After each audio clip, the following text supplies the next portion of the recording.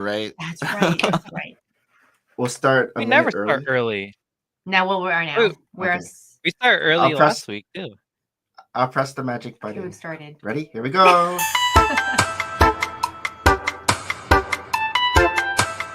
Ready, set, let's go. Let's go. Friday. Friday night. Oh, there it is. Oh, yes, that was fun too. And we are live. Hi everyone, I am Nick. And I'm Maria. And we have Harold. No More Bricks. But today, our special guest is Mr. Matt Mellish. Matt Mellish. One and only. I like the whole layout in the back. I know, I was saying. This looks great. Amazing. Yep. Season 6, episode 12. Matt Mellish right here. Welcome to Full of Bricks, Season 6, Episode 12. Today is March 28th, 2025. Yep. And today, our special guest is Mr. Matt Mellish. How are you doing this Friday night, Matt? Doing well. Good to see you guys. Yes, I feel like it's been, is it 18 months? It's been 20 months. 20 months? What? Wow. I was checking the last time we had Matt on was July. We have a pattern here, that's why. July 14th, 2023. I think it was like a month after Brick World Chicago. We were all so much younger then. Amazing. No, I think Matt was still kind of new in the LAN program. Yes. And he was like telling us that, he's starting to get sets in and everything. Are you over that? Are you just like, stop it, Lance? Stop it now already. He's like almost past 2.5 years in, or I don't know. How long have you been in now? I don't even know. Probably 2 years at this point, but it probably, looking back, I'm sure so much has changed, but yet nothing has changed. There's always things stayed the same. Change is good. Change is good. Is it still exciting when you get a package, or now it's like, well, this is it. You're just like, it's the Hobbit house. What am I going to do with this Hobbit house, right? No, it's come on, it's Lego, always let's be more exciting. Original. Oh, genuinely, it's always exciting to like see what is coming out that's new, and like every time that I get something early, to know that like I'm one of the first people who might be getting this thing is the coolest feeling in the world. So that never goes away. Do you get a heads up from Lego that this is arriving soon? Like, do you get a heads up, or is it like a spontaneous surprise all the time? You get a heads up. You get a review offer, and then you get to pick if you want it or not. And then like you don't see the photo of it usually. The coolest moments. Usually, it depends on the set. Sometimes like a leak will ruin it, which kind of sucks. But like my favorite is the opportunities that you just get the set number. You don't exactly know what it is. You might have an idea, but then it arrives in the mail. You open up the package and you see it for the first time in person, because those opportunities are so rare nowadays with the internet, right? Like you're never going to go to your Lego store and see a set for the first time there. Right. So. Darn internet. When you open up the package for the first time, are you by yourself, or do you have your family around you? Like, all right, let's see what's in this. Do you have like a, what's it called? Like, what's the thing? Like a gender reveal, or like a set reveal party. And then you like open a cake and balloon and confetti like fly out and go, this is it. You're like, everyone put your cameras away. Yes. We're gonna open this up. I wish it were that fun, but with so many secrets needing to be kept secret, unfortunately, most of the time it's something that I need to celebrate by myself, and I can't do that with other people. It's so hard to wait as well, like because you get so excited as a Lego fan and you want to talk about those things with other people. And so secrets are hard to keep, but that's what makes it fun. You mean the LAN members don't have a secret chat group on WhatsApp and go, hey, did you get yours? And oh my God. And did you like love this part when, you guys can have a secret chat group? You guys can be we have it on Zoom at the same time, all the LAN members ready to open up that package. It's still a like, secret. Whoa! Like, I mean, this is like support groups, right? Like I have like different therapy groups. But that would be it. I wish it were that fun, but it starts with you, Matt. You can unfortunately you go, hey Gene, you don't might remember me, but I'm just wondering if we can have a surprise reveal party, like, you know. Well, the thing is, you don't know what other people are getting or what they're not getting, and so you don't want to make someone else feel disappointed if they didn't get a review offer that you got. So you can't really share that with other people. Like, it's not a good idea to do that if it makes sense. But yeah. Are you allowed to share leaks with other LAN members, or that has to be a secret too? So a lot of people don't understand, like, the LAN itself isn't just like this inside circle. It's a forum for lugs, for RLFM, and like recognized communities. So when I go and log into the LAN, it's just like an old version of a forum from like 10 years ago, right? I heard and about so that. You can chat there with other people. You can create threads and like talk about things that you feel are important with other people. With Lego, like members from the Lego team there to also kind of be a part of those conversations so that they know what's going on in the wider sphere of things. So often inside scoop, when leaks happen, a lot of people will do their best to let the Lego team know that a leak happened. And so the leak will also then get shared to the LAN so that they're aware and people try to do their due diligence. That makes sense. Makes sense.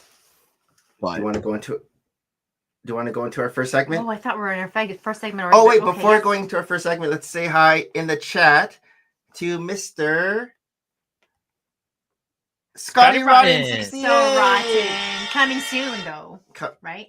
Coming soon, but not scheduled yet. Ah, okay. But we will get him back for Spoilers. sure. We will get him back. Nice. Because I remember that was a fun show. All right, we will go into our first segment, which is welcome back to that same old place that you laughed about. Welcome back, Matt Mellish. So as we said, it has been a while since you've been on. Your background is completely hyped up, different. I know, different. I was telling him before the show, I like the yellow. It makes it really pop out. Exactly. There's like lots of. It's like there's like a lot of room behind you. It's like it looks like a comic book. Behind the shelf, there's even more room. Oh, yeah, it does.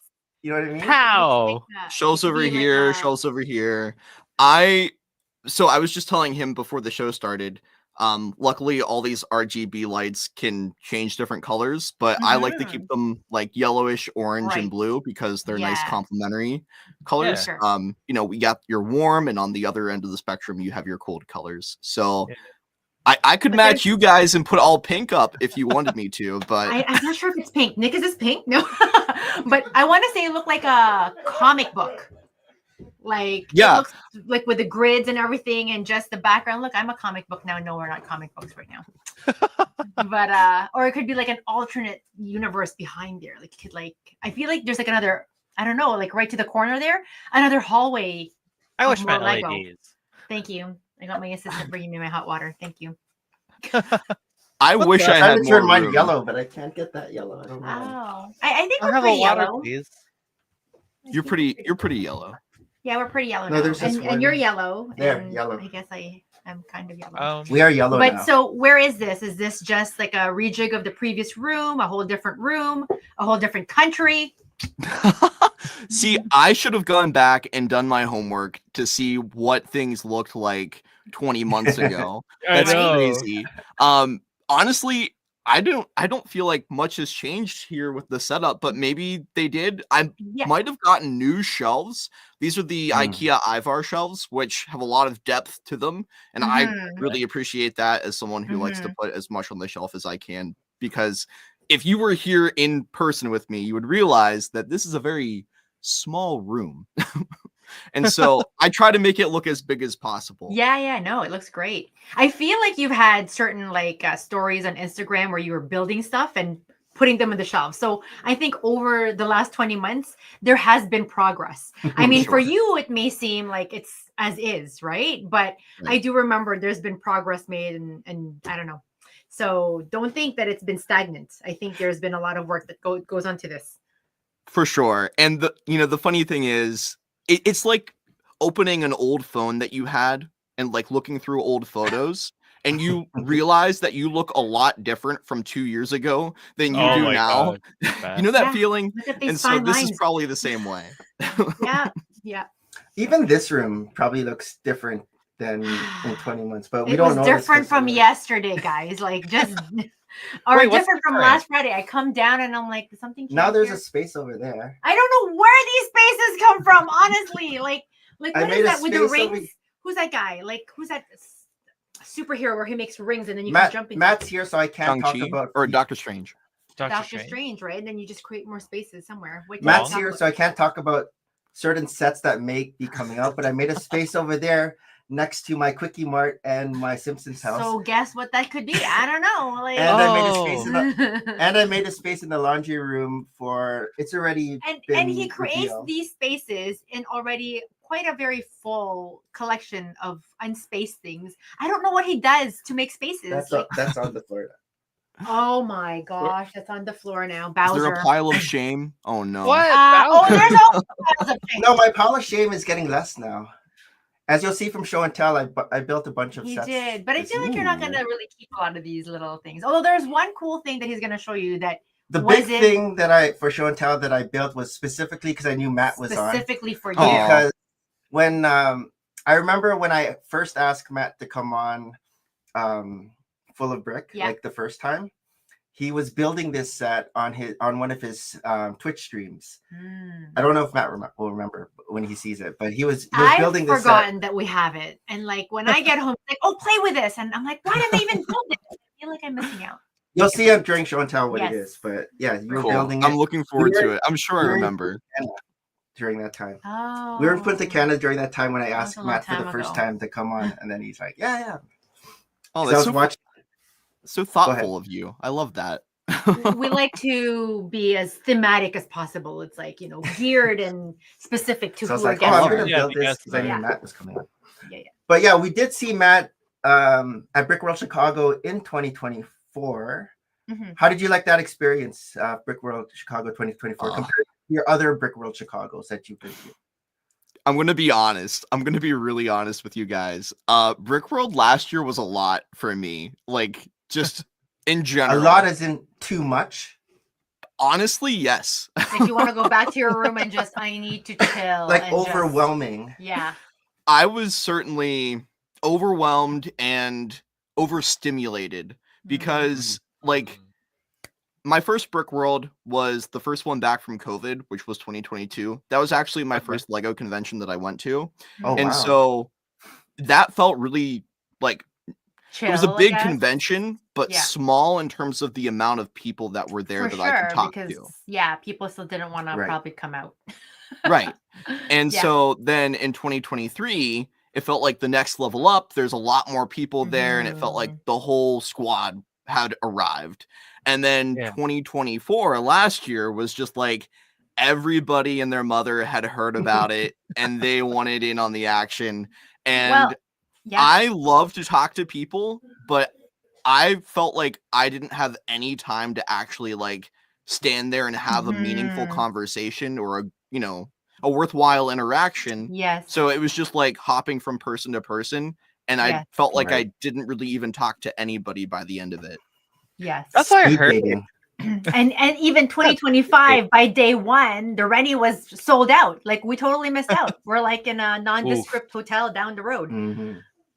Honestly, I'm in the same boat. I forgot to get my ticket when I should have, and I got it right on the day after that the prices went up. So if that makes you feel any better, I was the sucker who lost out on it.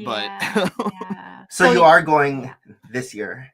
I am. I'm very excited for this year because while, yes, the hotel did sell out really quickly, from what I've heard through the grapevine, a lot less people that came last year or in previous years are coming this year. So I'm excited for like a smaller Brick World. I'm hearing that because even some of our guests that have been coming on, they're like, "Oh, we might not be going to Brick World Chicago this year. Maybe in the following year."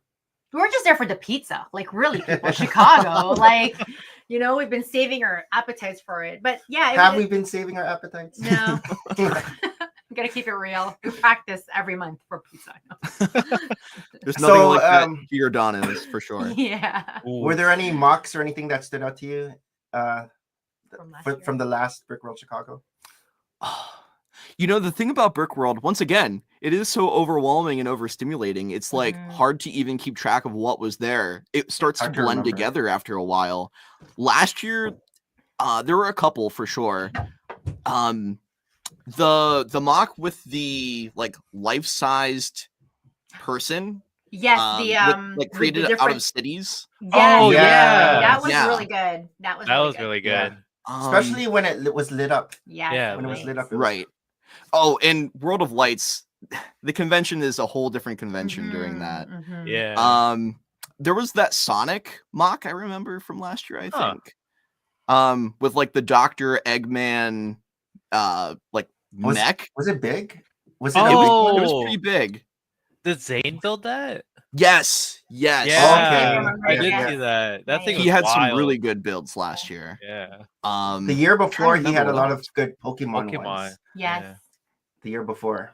Yeah. And to me, like I love going around during the public days. I know a lot of people are like, I don't really like the public days because it feels overstimulating. But I like just walking around by myself and seeing what I can find because I get swept up with talking to people during the, normal days and I miss out. So I like the smaller mocks that are like far less memorable just to see like all the different techniques that are used and what stories are being told. But like I said, it all runs together after a while. So those are the few that like stick out to me. Sean's like, I like that one, the Star Wars one. You know that Star Wars one. No, do you go to other conventions too? Like if you like other land members, Brick Fair, right? You go to Brick Fair. Yeah, Brick Fair? That's where That's where we met. Yep. So it's funny. I was telling him like Chicago, I'm used to seeing you guys, and Brick Fair, I'm used to seeing him. So we those want are the to two I normally attend. Reunite again with Harold. So what was the first Brick Fair that you met Harold? Probably the first one I went to. Yeah. Virginia? 2023, yeah. 2023. Yep. I think so. Okay. And it was funny, like it was during the yard sale. I was about to go set up. And then he was like, "Oh, are you selling that? What you got?" And I bought a Stormtrooper poly bag off of him. Yep. Oh, nice. Which one? It was the one from from one. Yep. Yeah. Still remember. I still have it sealed. It's in my closet. Wow. Like with the first order mask. No, it was the Star Wars Rebels one with like the the animated show. Yeah. That one before the sequels, before like the original trilogy. Oh, very cool.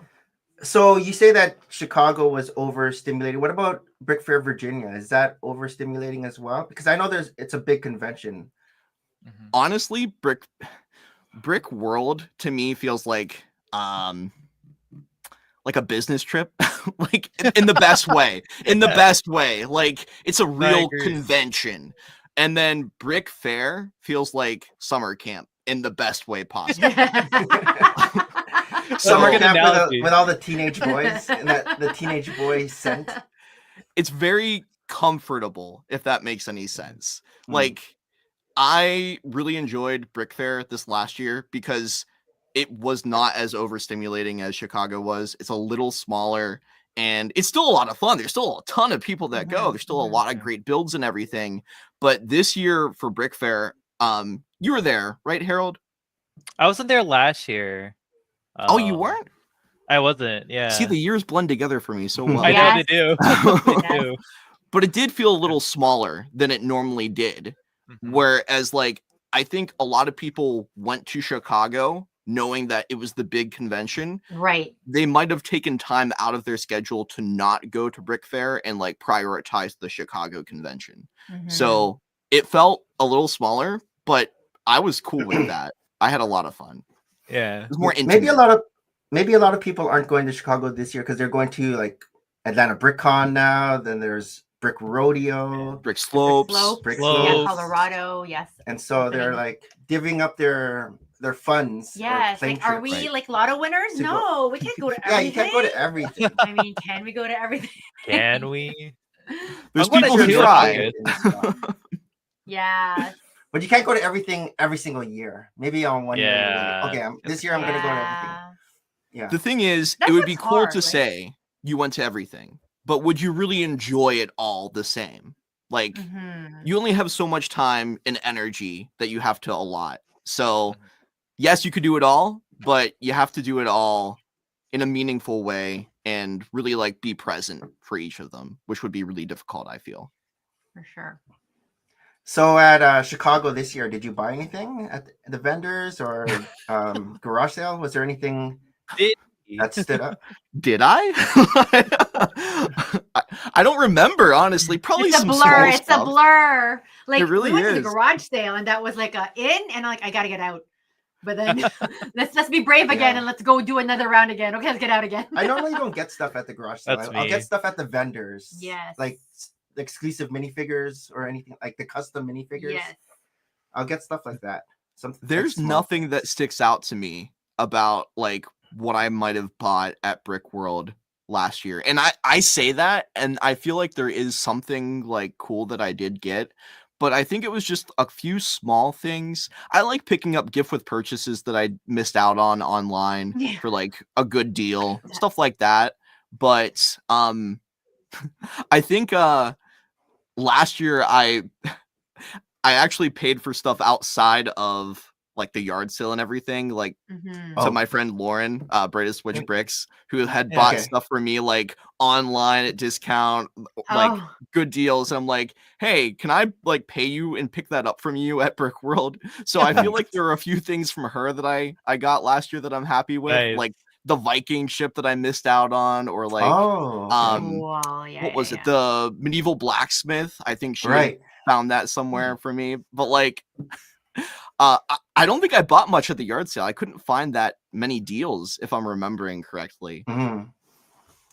They set up the yard sale better this year. It was compared to the year before. There was more space to walk around, I remember. Oh, and that was the tickets, because you had to have a ticket to get into the yard sale. Oh, wow. And yeah, it was the lottery tickets. And some people got in early, and there were a lot of different machinations going on behind the scenes for people to get stuff before other people. And yeah, it was kind of a mess, but we didn't get in early. We even got in like afterward. I think an hour in, we just kind of walked in, and I just wanted to see what they had. Right, still busy. I remember when I went in with Harold the year before, I was just following behind him as Harold was like going through and trying to see like. What's that Mario guys? There was a guy that's selling the Mario Mario sets, and he was selling them for like double the price. I was like, what? This is on sale right now. I know, trying to trick the AFOLs, which we know all the prices. You can't. You have to trick the public, not us. Right. And I feel like thinking back to when I went to my first Brick World in 2022, like the yard sale was great that year, and I got a ton of really cool Star Wars sets, like old 1999 sets, used, but like for a great price. And like looking back and comparing that to last year, I feel like so much has changed even just in 2 years. Like a lot of the vendors, or a lot of the people selling at the yard sale rather, they just, put the BrickLink price, and you walk up, you see the price, and you're like, okay, I'm going to haggle with them a little bit, maybe get it down. And it would be what you would pay for it without the shipping cost probably on BrickLink, which is cool. You get to see it in person. You get to, talk with people and know what you're getting. But at the same time, I feel like there aren't any really good deals anymore. Or at least like I didn't see any. I didn't get anything cool like that. But I think like the more that time goes on, the less likely you are to find that at a Lego Con or even on Facebook Marketplace. I remember 2 years ago, I was finding some great deals on Facebook Marketplace, and I have not seen anything in the past like 2 years. People are selling boxes for $20 on Facebook Marketplace, just the box for a set, not even the used copy of the model or anything. So hey, I bought a set for like $60. The box. What was it? Oh, it was the here, let me go get it. Early show and tell? What? So it's funny, like I showed this like a couple weeks ago. It's like one of the old System Ninja sets. They don't make boxes like this anymore. No, they awesome. don't. Yeah, I'm still like restoring them. Yeah. So cool. That's what kills me about like so much packaging from Lego. Like I go to the recycling because we're close enough, and bring a ton of boxes like from. Not a ton. Oh, a ton. Okay, we save it up. Like I see a pile already there that I'm like, oh, maybe I should go this weekend again and just fling it into the big bins and everything. But like some of these boxes are just so gorgeous, and I just have such remorse when I'm like throwing them away. But we have like no space. Like it just doesn't make sense to keep them. But again, just the amount of effort and artistry in these design of the boxes, right? Like I still remember Nick like folding it inside out so just to show that they're Lego boxes. When I would put it on my front yard before we go to the recycling, I didn't want my neighbors to know that we had a lot of Lego in the house, so I would fold the boxes inside out, so you only see is the brown and not not the design. Well, now I just bring it straight to the That's so funny. Itself, the plant. You must get a lot of boxes. What do you do with your boxes, Matt? I don't know. We might have talked about this last time. Maybe not. But I'm a box guy. So my problem is I like to keep the boxes like you were talking about. And I'm running out of space to be able to do that. So I'm trying to find creative ways to compact them, put one inside another, flatten them. But like the old boxes for the sets that I had as a kid, like the Black Pearl or Queen Anne's Revenge, like those boxes are actually worth quite a bit of money. Yeah. And I still have them luckily at my parents' house. And like they just have a lot of stuff in my old like childhood bedroom and in my basement. I just got a call from my mom the other day and she's like, we need to have a conversation and figure out what we're gonna do here. And I'm like, love you, bye, Mom. Yeah. We're trying to launch you. Everything of you launched out of my space. Right? I think she wants a guest bedroom. You have more Lego in your childhood home than you do in where you're at right now? So I have a lot of older sets, but a lot of them. Okay, so to go back, when I first started posting videos, I started in my childhood bedroom. Then I got a job with my college, and they were paying for my room and board on their campus. So I took a lot of Lego with me.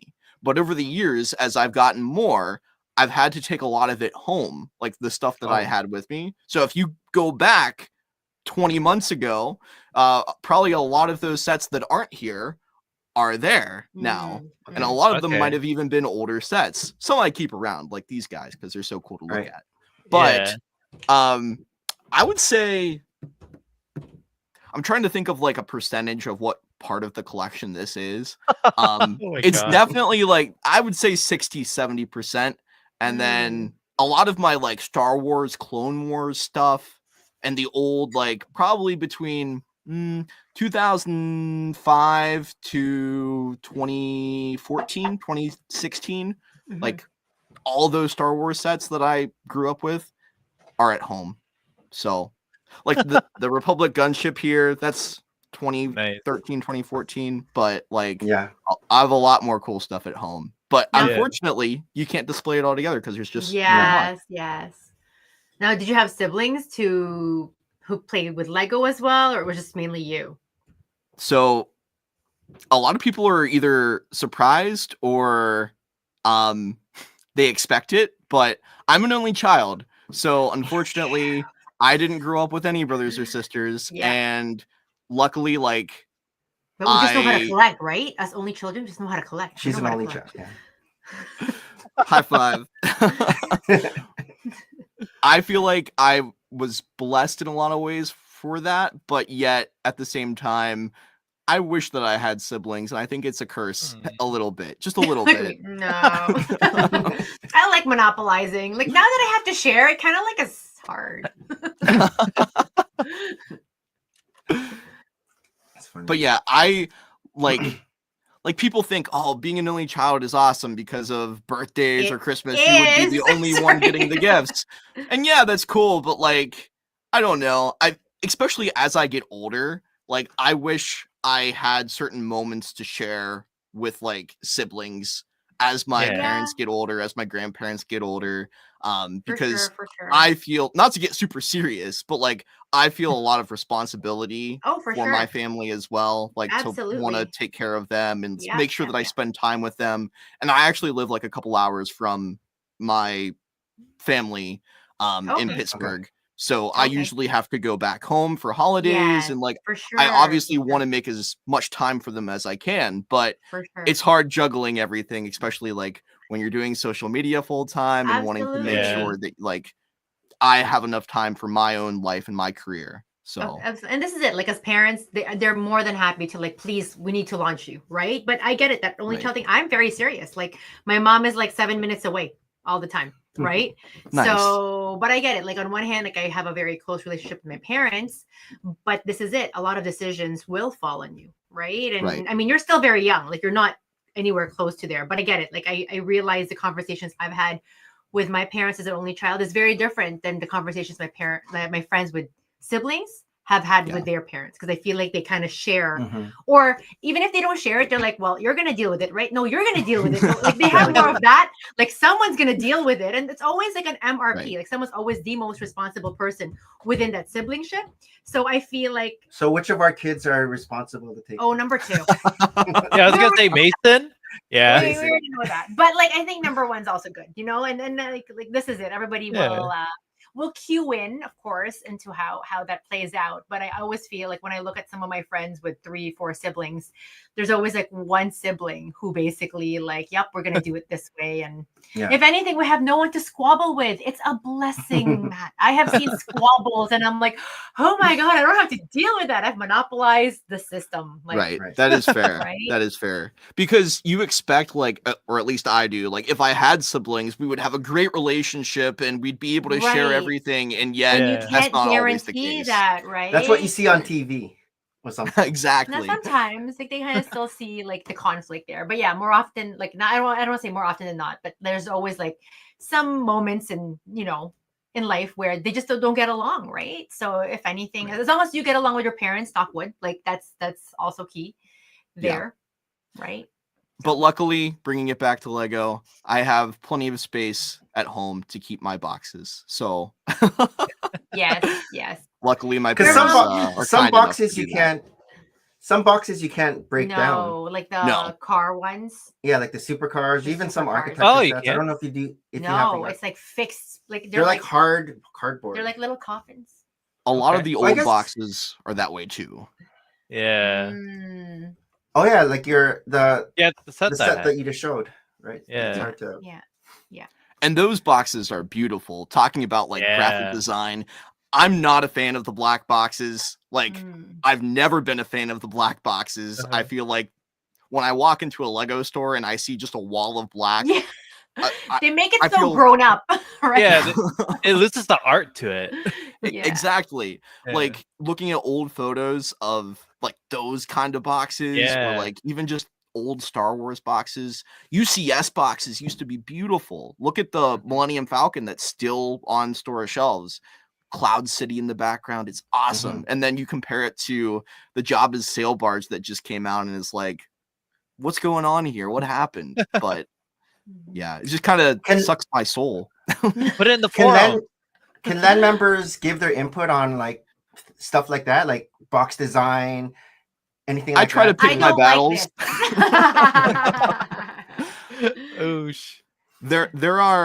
There are certain topics that I will start or reply to that I feel like are more important than boxes, but like when I'm streaming or when I fill out reports, sometimes I use that as like a time for my therapy as well, to get all my feelings out and let them know how I feel. But you know, I think that Lego and like the designers, the people who work for Lego, I think a lot more people are watching than people realize a lot of the time, because they're fans just as much as we are, and they might have a different perspective because they work for the company, et cetera, et cetera. But I think like on shows like this, or just like when I'm streaming or when I'm posting videos, whatever the case is, and we have our opinions, a lot of people are listening and know how we feel about things more than we might expect, I think. Okay. At least like that's the way it comes across to me. A lot of people don't like the black boxes. Like whenever I talk to, and so I don't know if Lego is gonna listen and switch, but they do. I guess Lego wants the clean look. But it like elevates it, right? Like, you know what I mean? Like in terms of design, it is that grown-up look, but like a luxury level. Like it's not for kids to buy that big set technically, but I get it, right? Premium? Like Lego should be a toy. Yeah, like it's a premium. Like when you go to an expensive store like Saks or Nordstrom, it's like a lot of them are very just classy looking packages, right? And it's like that area where it's like, okay, the guy who's the adult is going to buy that. It's for the adult. Right, which I know removes it from that whole idea of it's a toy. So you like the black boxes? Well, it's like a whole different. I don't know about that. Like I wouldn't go as far as that, but it does give it like that presence. Where's my pitchfork? Right? So glad I'm like away from different screen. Right? No, but, and you're right. It definitely elicits that premium feel. And for me, like, that's not what Lego is. Like, Lego is a kid's toy at the end of the day. And it reminds me of my childhood, and it allows me to feel inspired and creative in that way. It's an escape. But I also, so I majored in graphic design and marketing in college. And I worked for my college for a while and other companies as well in their marketing departments. And I know the types of conversations that I'm sure are happening at Lego headquarters with the designers, with like the graphics people as well. A lot of people in those positions want to prioritize brand or like their brand guidelines above everything. I'm not saying that I know this is the inside scoop at Lego or anything like that, but I know these are the types of conversations that happen.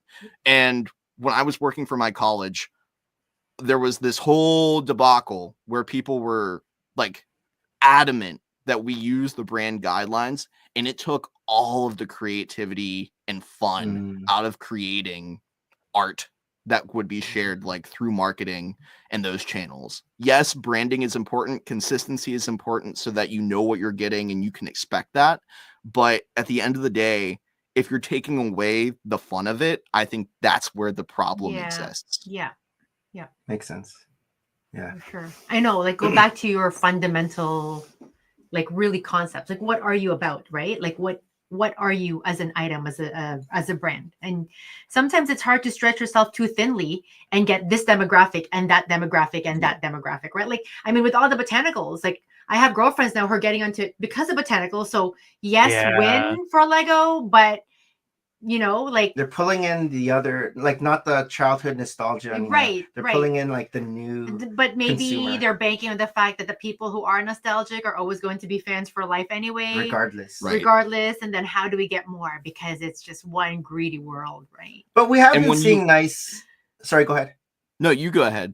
I was just gonna say we have been seeing nice graphics on some of the newer themes now. Like some of the boxes are like, oh, it's pretty cool. So, like, I have been seeing that. Sorry, what were you gonna say? Go ahead, Harold. Like even like this is early. Like even like the speech, like the speed champion sets, like with the Formula One, like the whole the background. Like, that is nice. These look pretty cool. Like this is I guess this is supposed to be like a track. Are these from Costco? This is supposed to be See, like a race that track. feels very inspired. I didn't. Right? Yeah. I love that idea. Yeah. It loops to the and back then it continues too, to the right? back. Yeah. I didn't realize and that. And then it's racing through. So look at the package. No. No, I love that. No, and what I was gonna say is like I think this also kind of segues into another conversation, which is like for me, especially as a Star Wars fan, using that as an example, right? I feel like we have so many display sets that are 18 plus in comparison to the play sets, which I enjoy even as an adult. Because for me, like I said, Lego is an escape. It's fun. It allows me to put myself in an imaginary world where, you know, I'm a figure, I'm existing inside of the spaceship and can fly with Luke Skywalker across the stars, right? But, you know, with the amount of UCS sets, dioramas, Starship series, the list goes on and on and on. The large buildable figures like Chewbacca, C-3PO, and R2-D2, like, I feel like we have an unequal balance when it comes to play versus display. And that's not only in Star Wars, but that's across the board. And I fear for the future of Lego in a way, because, you know, we're Lego fans most likely because we were all fans as a kid, or it allows us to feel nostalgic by still collecting today, right? But if kids today don't have the ability to feel nostalgic in the future for the brand, will Lego eventually like decline for people? Right. Yeah, like kids today, like our kids right now, our eldest played with Lego when he was 10 to 12, but then the other two, not as much. So I don't know if when they become adults, if they're gonna have that nostalgia, like, oh yeah, we're gonna become. They're gonna go, oh Lego, I miss my dad. It's gonna be like that. But yeah, like Matt's saying, like with the kids now, there might not be as many AFOLs as there is in this for sure generation age of and Lego. Especially if you think about a lot of the designs that's come out, right? Like the Atari system, like they speak to again, our generation's nostalgic toys then, right? Like the Pac-Man set, like all these things, like how they're into Star Wars and Marvel, like that's really like part of our childhood too. And the new kids now are just born into it, but not necessarily part of the formative years of it either, that they would repeatedly watch it over and over again. Because I feel like that's what it is for me as a little kid, because the options were limited or less than what it is now, right? You would watch a movie over and over and over again. Like I memorized like The Little Mermaid. You have such a deeper connection to Disney, right? To certain brands as a kid versus, I don't know, like our kids are into anime or manga. Yeah. I don't know what, like kids these days, like say in 20 years, what is their set that they're gonna, they're gonna Fortnite? Make this set. The like Fortnite. They're into like gaming, iPads, Roblox and everything. So right. I don't know, like maybe there is still that kid who is very much into Lego and building, right? But like you're right, like the very basic kind of set, like I don't know, like my first box of Lego was just like a bunch of bricks. And I repeatedly would make like a house, like a wall with a door and a window. Cause like how many doors and those little flowers with the petals, like you're just you just kept doing that and you would lose it and you'd find it again and build it over and over and over again because that was the only set you had. Versus now you create like what we have and it's like, you're right, it's just display, right? We're not going to break it down again to rebuild it again in a different iteration or however. And a lot of sets nowadays are so detailed with small pieces that it leaves nothing to the imagination. Right. Yes. And you can't, like you said, you can't rebuild it into something else. I can't really take my Captain America shield and rebuild something else out of it, right? Unless I'm going to make like the Peggy Carter shield and buy all the pieces for that, right? Like there's not a whole lot of creativity that I can derive from a set like that. For sure. Whereas if you look at something like these pirate ships or like even the old Star Wars sets or like the play sets from today, like you can rebuild something out of those pieces,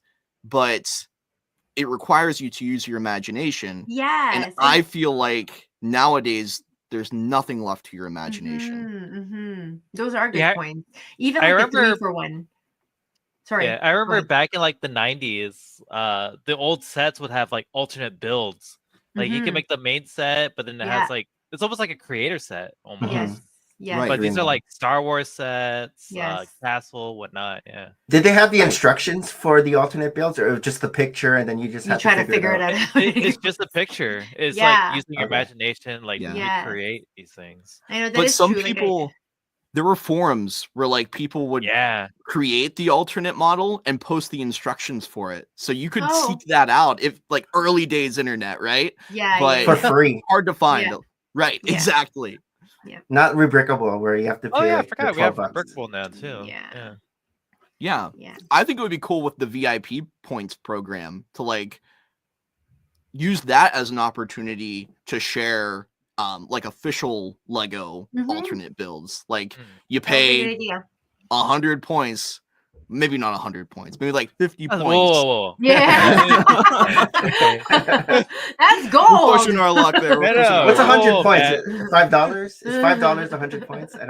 I don't even know what the conversion is, but you know what I mean? Like it's an opportunity to share something like that and allow that imaginative play. Whereas I don't know, even just sharing the alternate builds and the instructions like we were talking about before was super cool, and it allowed you to dream up other ideas. So you keep all your boxes. Do you also keep all your instructions? I do. And where do you keep those? In the box. I really wish I had a larger apartment. I'm just gonna put that out there.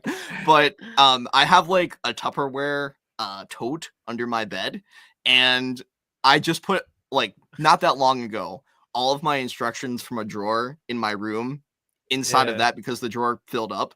And literally, it is so hard to get out from under my bed because it is so heavy.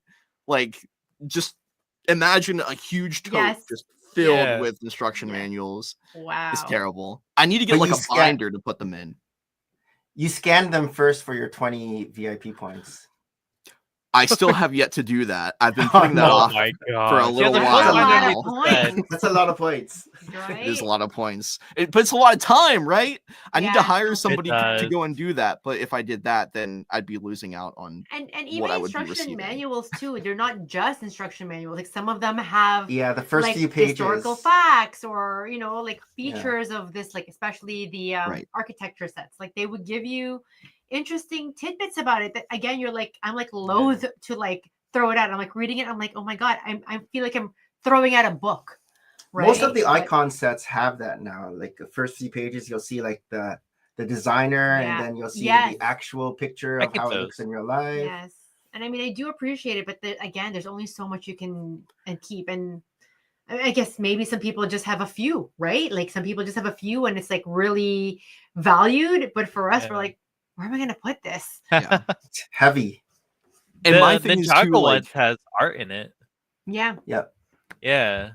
And as a collector, you want to keep all of that. Like, I feel like I'm losing part of the set if I threw that out. Same with the box. Like, not that I'm ever probably going to sell it. Maybe when I'm an old man, if my kids don't care about it one day, right? That's what we say. That's what we say.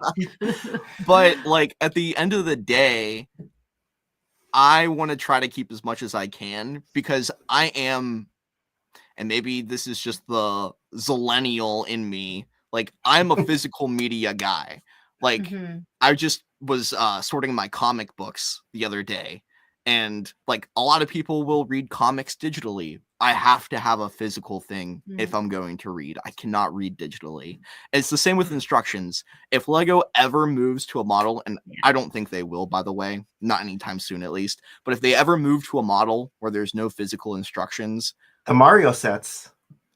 Well, but then they started creating them physically. Yeah, after they do now. The first few waves. Yeah, exactly. The Mario Kart sets have instructions, but like the ones from like 2020, 2021, 2022. You got to do that app. Exactly. Yeah, I hate that app. Terrible. It's so slow too because step one will be like put one piece on, then you have to press the button, another piece on, press the button, another piece on. It's like a 4+ set. For the next instructions is also a button for the instructions to explode, and then the pieces show. It's like, I just know because of the show and tell. Oh, okay. You'll see a lot. I finally did the Mario sets that we. No way. Spoilers. But before we move on, one last thing too. What was your? Oh wait, I wanted to talk about the running. Oh right. Oh yeah. You mentioned running. Yeah. So he never saw any of your stories that you have been running in the last 20 months. That. And I'm like, he's like, I can't remember how the conversation. I'm like, yeah, Matt's been doing like a lot of running. He's like, what? Since when? I'm like, it's all over his story. He'll tell us about your running. Yes. He was calling people out. He was like, what are you doing sitting down? Okay, we have to back the train up. Okay. I, in high school, did cross country and track. So I have been running for years. Like, I've tried to keep up with it ever since then. I didn't run in college for like a sport or anything like that. But it's a way for me to not only exercise, but to clear my mind. Because working from home, working for myself, I feel like sometimes, even though I love what I do, that like I'm stuck inside of these four walls and I just need to get out, get some fresh air. And I think that like more people should consider doing something like that, whatever it is for them, just to like have a way to decompress and relax. Like an outlet. Exactly. Even though like I love the hobby and everything, like I need something else from me. And that's what that is. And it's like sacred time for me to just like be with my thoughts, clean the slate, and then come back feeling refreshed and excited to create. And you run mainly outdoors, right? Like not so much on the treadmill, or have you taken things on the treadmill over winter? Because I take things on the treadmill over winter. I do not recommend treadmill running, at least not at the distance that I go. I like long distance running. I usually go around 7 to 8 miles. Sometimes more. And treadmill running messed up my knees really bad a couple years ago. And I was kind of out of commission shape. Yeah, commission for a little while. So I've not gone back to the gym for treadmill running, but in the winter, this past winter, for example, unfortunately, like I could not do a lot of running because I live northward and there was a sheet of ice on the trail that I normally run on. Yes. No, don't get me wrong. Nick and I used to do a lot of marathons when we were younger. And outdoor running during winter, -10, -20 was nothing. And now I can't do it. I can't, right? And this is it. Like, I know running is in my mind. Running starts in your mind before anything.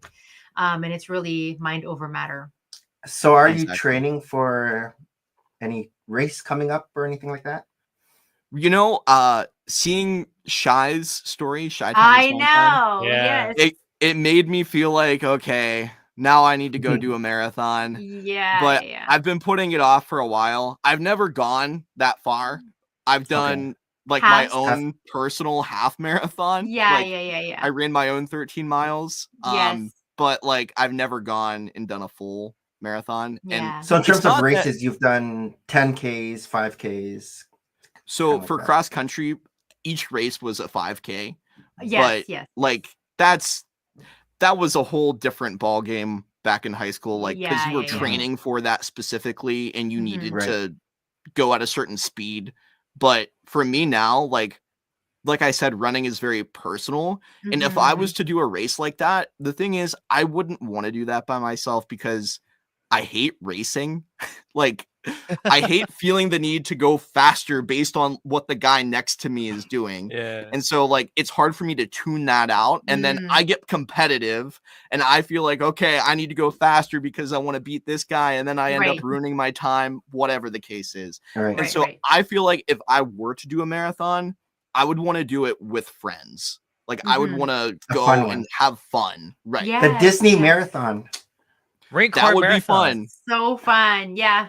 You dress up. That'd be a lot of fun. There's no pressure on time. People stop in the middle of the marathon to take pictures. There's characters every mile. Like this is it was a really fun experience. We did that in a million years ago when you were a little kid. Was it 2011 or 20 something like that? We had 2 kids, so I think like 2011. Yeah, 2011. Nice. Yeah, that would be awesome. I should have done that honestly when I was doing the Disney college program years back. I should have taken that as an opportunity, but I didn't have the time to back then because I was too busy working for them. Of course. But I would love to go back and do something like that, especially with friends. Yes, no, for sure. I know. I even started running. It's crazy. Wow, because he's running with friends. Yeah, he's running with friends. There's a bunch of us from work who just signed up for a 10K later on in June. It's the Moon in June, so it's an evening race. And I haven't had an official race since 2016. That was the last half marathon I did, and that was the Epcot Wine and Dine. So for me to get back, like even over pandemic, there was so many virtual races. I just couldn't do it, right? And like yourself, I run almost daily. I try. Right now, like I said, it's winter, and I just kept myself on the treadmill, but enough just to get an outlet, and I just need that release every day, right, for myself. But to also do it as a group, it's fun, right? I have a lot of coworkers who are pretty excited about doing it, and some of them have told me that I'm their inspiration, that they're running right now. I'm like, oh my god, I don't even run to that degree anymore. When you were like 15 years ago. Yeah, 15 years ago. So I'm like, yeah, go. But again, like you tend to inspire each other, right? I'm thinking maybe I might be brave again to like sign up for long, but let me see if I can survive the 10K right now. But yeah, once upon a time, 13 miles on a Sunday was like nothing. It was just like, oh, let me go. It was part of the training. It was part of the training. Marathon. We'd get 2 back miles. I was dying. Get back a couple of hours. You go for coffee, and then that's it, right? And now it's like, okay, let me just get to the next kilometer. Like, let me get to the next kilometer. And it truly is mind over matter, like you were saying. And like for me, the days I end up going 13 miles, it's like I get out there and I'm not anticipating on running that far. It's just I end up saying to myself, when I can make the choice to go a different route, like, okay, I'm going to do this. I'm feeling good today. And then I end up doing that. But like, I think if you set out with the mindset of I have to do this or that, whatever, unless you're training for something, but if you're just doing it for yourself, if you're trying to get into it and stay healthy, I think taking it baby steps is the right way to go along, and just listen to your body, but also push yourself, because you can do a lot more than you think you can. Yeah, absolutely. Yeah, no, they're definitely so motivated you're gonna have like, some good running days where you're like, wow, that felt effortless, and you want to keep going. And then some days where you're right, like I will have like a mindset, today I will do this, and I feel like I've created an obstacle for myself, because suddenly like there's something in you that fights you, right? It's like, I want to do this, and it's like, no, do you really want to? It's like, well, sometimes at the start, you're like, oh, okay, let's do it. But then at the end, you have that high already. Oh, I'm so glad I went for this. This is me. Why did I even do this? You don't feel that sense of accomplishment, or like, That's like Christine. I was like, I'm so sore. That is Matt Mellish. Yeah. So do you do mostly running on the trails or running on like the roads, the asphalt? So the trail that I normally run on is paved. So it's like asphalt. Concrete, a little bit of both. But I would prefer running on like something softer, because when I get a little older, I'm sure that I'm gonna feel it in my knees. I kind of already do. Yeah, my knees are crunchy. Mine are snapping. Yeah. And so like I did a run, I think 2 years ago. It was on the actual peninsula, like on sand, and that was a whole different feeling. Slippery. Oh my gosh. Yeah, that was rough. Yeah, watch your ankles. Exactly. Yeah. But it was fun because it was something different. Whereas, like, I'm used to running on the same trail, which is kind of nice and familiar. But like, over the years, I've switched it up and I've ran other places, and I think that's important to just like explore and adventure out into something new. For sure. Do you run with music or just the sounds of nature? A little bit of both. Sometimes, like, because I'm always ill prepared, it feels like, I get out there and I open up my AirPods and they're dead. I'm like, well, I guess I'm just going to listen to the sounds of nature today. I'm forced to listen to the birds. Yes. There was a point here when like when we started running, it, we can have music headphones and everything. And then there came a point when the races said nothing. Yeah. Like they actually banned it. And suddenly I'm like, I'm like running and I'm like, oh my God, who's that Darth Vader running beside me? It was me. I was the nature sounds. I was like, oh my God, Nick, is that me? And you've never told me, but you're so used to like your music, you have your playlist, it's like blaring in your ears, and suddenly everything's mute, and you're like, oh. It's always the talk test. If you're able to talk when you're running, then that's a good long distance training speed. Yeah. However, it also works if you're racing and you're able to talk, that means you're going too slow. Yeah. Because you're not going at that race pace. Like we started, like, I mean, Nick was always athletic and I worked out, but like not a runner.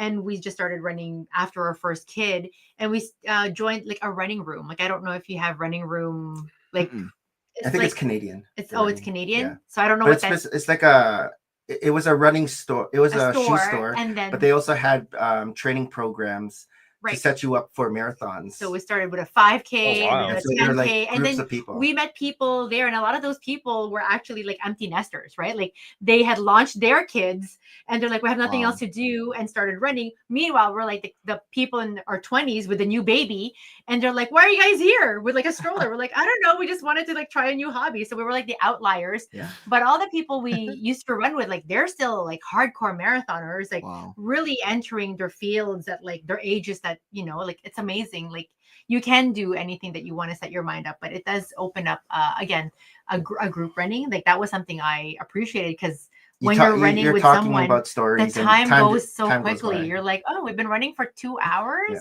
Are we ready for coffee now? Yeah, let's go for coffee now. It's good for the big 13 mile because time just goes by. It does. You're totally right. I love running with other people, but like the thing is, for like I said, for me, it's become something that's very personal, and it really is something that allows me to clear my thoughts, because like I think a lot of people don't realize like they're not plugged into what they need to process during the day, because there's so much noise. And when you go out and you're in nature and you're just kind of by yourself, it allows you to completely unplug and figure out like how you need to process things.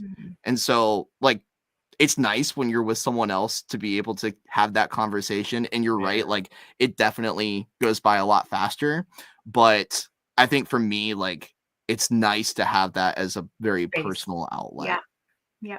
No, but I'm also the weirdo that listens to, like, you asked what I listen to, either like music or sometimes like motivational, inspirational videos on YouTube where like the guy's screaming at me, you need to work harder. You're like, okay. So there's a duality to the processing of emotions and feelings, and then that. For sure. Yeah. So when you're running and you're kind of not meditating but thinking to yourself, do you ever come up with do you ever come up with like ideas for videos or anything like that? And like, oh, I gotta write this down somehow, but I'm running and how am I gonna remember this? Like after, and you guys know this, running distance, like after a 13-mile run or an 8-mile run or even just like a walk, you feel creatively motivated. At least I do. And I have a lot of ideas that just like will pop into mind because I've processed the thoughts that I've had in a worthwhile way. Whereas like if I'm going about my daily business and I'm feeling rushed and I'm not able to actually like read what's going on in the back end of my brain, that doesn't go anywhere. But once I've been able to clean that slate, then the new thoughts can come into my mind. And so like sometimes I'll finish up a run and I'll be sitting in my car and then all of a sudden, boom, something will hit me. And it might not even be Lego related or content related. Maybe something else is going on in my life, whatever, that I need an idea for. And I have a good one that pops into my head. Or like the next day I'll be in the shower and something new will come to the top of my mind.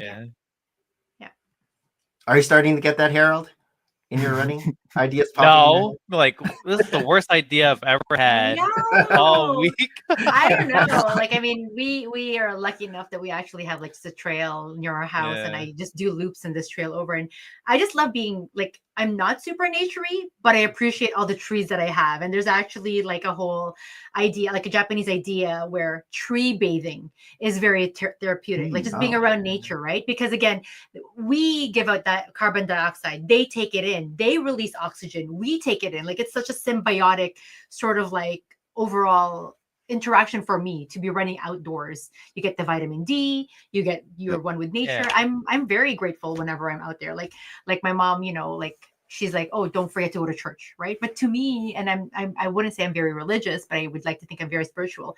Like, when I go out there, I'm just so in awe with what my body's able to do, and the environment that I'm able to do it in, right? And again, like the whole thing that everything in the world to me coexists. So I love it. Yep, that's awesome. I'm that glad makes that you want you to go have running that tomorrow, but we're having freezing rain this weekend, so I'm back indoors. I want to ask Matt one more thing. Sure. So, as a land member too, have the opportunity to go to the Billund, Denmark trip. Have you done that yet, or have you ever applied for that? Are you interested? I definitely want to do it at some point, but I haven't obviously had the opportunity to do it yet. Just like for me personally, time-wise, I have a lot that I need to catch up on, just to put it out there. Like, I've actually, and you can do this in LAN. I never thought that I would have to, but I felt like I needed to. I've like cut off new sets coming to me for like the foreseeable future because I have so much to catch up on. And so like, if I scheduled a trip like that, I would not be able to enjoy it because I know I have so much else that I need to do. So until I'm caught up, then I'm not going to do something like that. But yes, I 100% want to. And that's like, I feel like, what's it, like a religious, a pilgrimage. It's like a pilgrimage to be able to go to the Lego house, to go to Denmark and to have that experience there, which is very unique, like, especially for the land. Tier 1 or tier 2? Because I forget who was on, but said that there's a couple tiers. One of the tiers have an easier opportunity to get in than the other. He gave us a number. I didn't see that because your hand was in my way here, and I didn't see it. No, he didn't. He went. No. Tier. Oh, tier. I thought you were saying I'm number 1. Because you've been in the program for a while now, so I wasn't sure if you've elevated to the next level. No, I haven't even applied for tier 2 or anything like that. I'm tier 1 right now. Okay. And I have more opportunity than I know what to do with, it feels like still. So I've not even gotten to that point where I feel like, I want to accelerate here. And like, as I've gotten a little older, I've realized that sometimes putting the pedal on the brakes is actually a step in the right direction. And so, yeah, at some point I definitely want to be in tier 2. I want to go and do that Billund trip, but I'm not at the point where I'm ready for that. And I think like pacing is everything, just like running.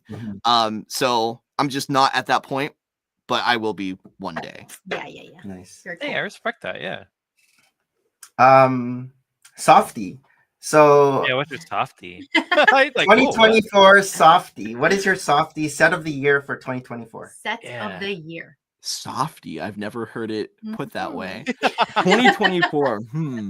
Well, the funny thing is, like I said, I still have a lot to build from 2024. I'm so 2022. Honestly, I do have a lot. It could be a set that you've built. It could be a set that is not yet built in 2024. It could even be a set that you don't own but came out in 2024. But you're like, this is my softy. Yeah. So the set of the year, and I don't have to have built it. Okay. Or own it. That's a hard one. That's a really hard one. I know. Or even top 3. Whenever we review it too, I'm always so surprised with the things that came out. Like, you take it in stride that that came out, but then you can name a few good ones that. Sure. Honestly, I think the Milano the Guardians of the Galaxy Marvel ship was one of the best nice. from last year. It was at a really good price point, and there's a lot of playability and displayability. It combines and balances that out, like we were discussing earlier. I'm trying to think of like what came out last year. Snow Snow. I was just gonna say exactly. Right? The Snow White house is genuinely one of my favorite sets of last year that I built. That was something that I didn't even stream, and it was something that like I like tried to get out there for the embargo date with LAN, and so I built it early by myself, and I had that like personal experience with it. So I feel like I got to bond with that set a little more than some others. I just saw on Instagram someone attached their Snow White's cottage and mocked up a cave, I guess, underneath, and had the dwarves like on a track, and it was like rotating. Oh, neat! I have seen that. That's super cool. Yeah, I saw that. They're digging. Cool. They're mine digging. Cool. Trying to think of like I said, what even came out. So I recently built the X Mansion. I know it got a lot of hate online, but I genuinely really enjoyed that build. That was something that I did on stream. The Indiana, when did it? No, that was 2023. Indiana Jones. Yeah. See, so was 2023. I know. You know what? And this might be a surprising one too. I think one of the best sets last year was the, the Dragon Titan mech from Ninjago. Oh, 100%. The big mech. The big mech. What color is that one? Cole? That one. Yes, the black one. Yes. Yes. That one. The white one. That one is definitely my favorite. Like Ninjago set, even though I'm not a Ninjago fan, and I'm not a mech guy either. But that set is just super posable, super displayable, once again, and playable. So that's the type of stuff that I usually like. Like I said, that balance between playability and displayability. So there's your three. That's a good platform for you. What? How about That's a good platform. The playability, the displayability, and your three. It's almost like Survivor, outlast, outwit, and outplay. I was trying to think of an acronym, but then there's no vowel in there. 2025, something that's coming up that's been announced already. What are you looking forward to?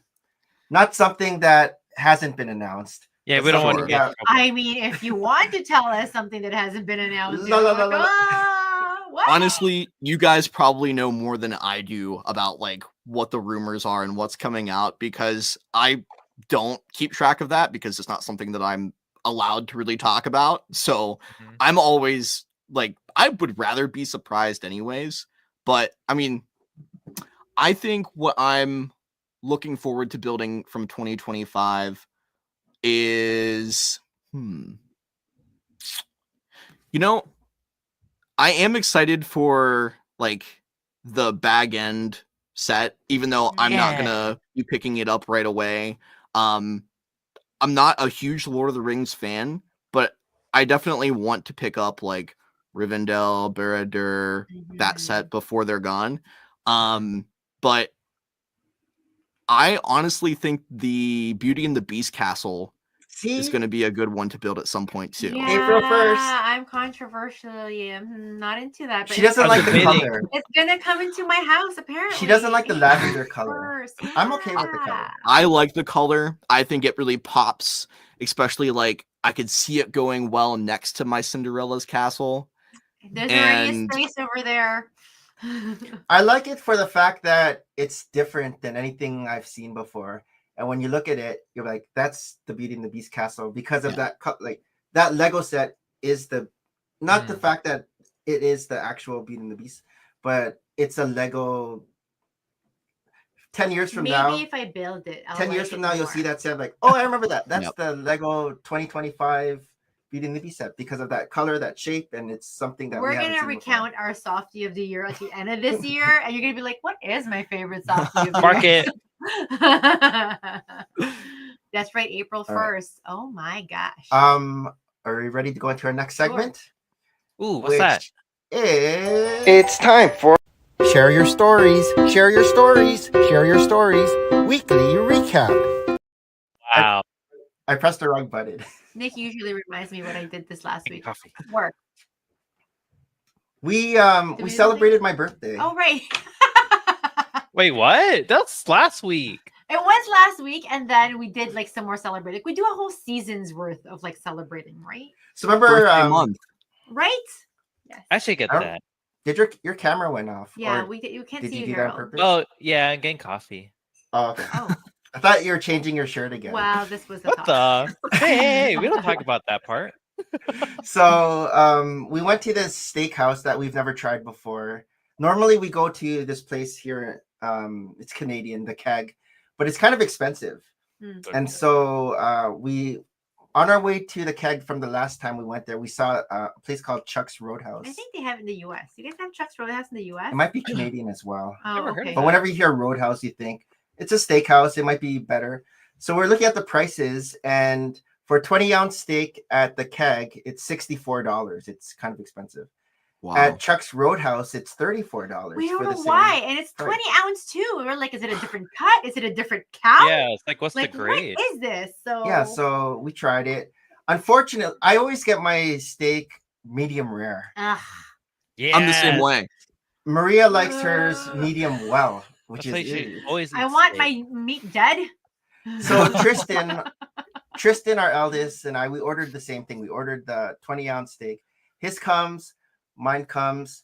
I see him cut into it. I see this nice pink. Oh, I'm like, oh, that's good. I cut into mine, steak. And I'm like, how come they cooked it for me? How come it's white? It's not pink. Ew. Yes. And so I bit into it. It's chewy. I'm like, a little fatty. And this is the birthday boy, right? And so I don't like to complain. We're in a restaurant, like we don't really. I'm like, Maria, want to try this? So she tried it. She's like, this is good. So my mom was with us, and my mom had like a surf and turf. She asked for a medium well. It comes as a medium rare. So I'm like, here's the swap. So we swapped. So I got some of Maria's mom's turf. Medium rare. Yeah. Surf and turf. Yeah, but I mean, it was pretty good. And I think I know that 20 ounce is 20 ounce, right? But like in other offerings that they have, the portions were slightly smaller so that the pricing can be proportionately less, right? Versus I feel like I go to so many restaurants and I'm trying to make myself finish things so I don't have a leftover. Or you do have half of it as a leftover, but you're also paying a bit more of a premium price on this large offering that another restaurant would have. So I feel like overall, like it was a good experience. Yeah, we didn't have any like take home. Yeah, we were all able to finish. Yeah. Usually Maria, whenever she orders, it's so big that she never actually finishes it. And I'm the worst. I'm like, I got like the strawberry salad. Nick's like, we're in a steakhouse. I know, like, I'm like, order something exciting, not your regular salad. Strawberry pecan salad with chicken. It was good. Yeah. But yes, so funny. I feel like if I'm paying for like a large portion, I'm paying for 2 meals. And so I will purposely eat until I'm full. I'm not going to force myself to go over the limit. And then I have another meal to take home for tonight or tomorrow or whenever. Right. So that's always nice too. That's a good way of thinking about it. I should think about it like that. Yeah. Okay, Nick. But I always end up finishing it. He always ends up finishing it. But yeah, I think that's our weekly recap. Well, I have some stuff that we watch. But Harold, how's your week? That's pretty good. Today is actually me and Christine's 11th wedding anniversary. Oh wow! Happy anniversary! 11 years. Happy anniversary. Yeah, 11 years. Is that why she's in the chat right now? She is. She wants to keep eyes. Did you guys do something last weekend when you were over there, or no? After the show, I'm actually driving back down. Oh, okay. Oh, fun. Yeah. If you don't know where Harold is, he's in Washington D.C. right now. Yeah, they moved before the show. Yeah, moving. So how long are you gonna stay? How long are you gonna stay home? Just for a day and then drive back. Are you? Yeah. What are the plans? Are you guys going for dinner? Yeah. Tell us romantic planning. Yeah, what's your romantic plan? What's your plan, Harold? Yeah, I was gonna pack the Lego room. Is this gonna surprise? Is there a surprise? What did you cook? Or gonna be a surprise for her, so we're not going to like air anything here. We're actually gonna eat Korean barbecue tomorrow. Yeah. That's we yummy. have to plan it out, okay? Yeah. Is it a Korean barbecue buffet? It's all you can eat. So I was craving Korean barbecue like all week, So knowing that you're going to go there, like, has that, like, as soon as the idea is conceived in your brain, you're like, oh, we should go for Korean barbecue tomorrow. Stop we it. should. Oh yeah, it'd be like a double date. Yeah. They have what time are you guys going? So you can FaceTime. Yeah. Oh yeah, that sushi place, sushi 618 or whatever. There's that. All right. What's We have to that? do more research in this. Do you eat Korean barbecue, Matt? I've actually never been to a Korean barbecue before. What? No, I haven't. Harold I feel will like I hook would you like up. it though. I feel like I would It's like good. it. Brick Fair, So Virginia. Let's go. So you know, like Yeah. ribs, right? Ribs, how they usually look. They cut the ribs crosswise, or what is it? Transverse.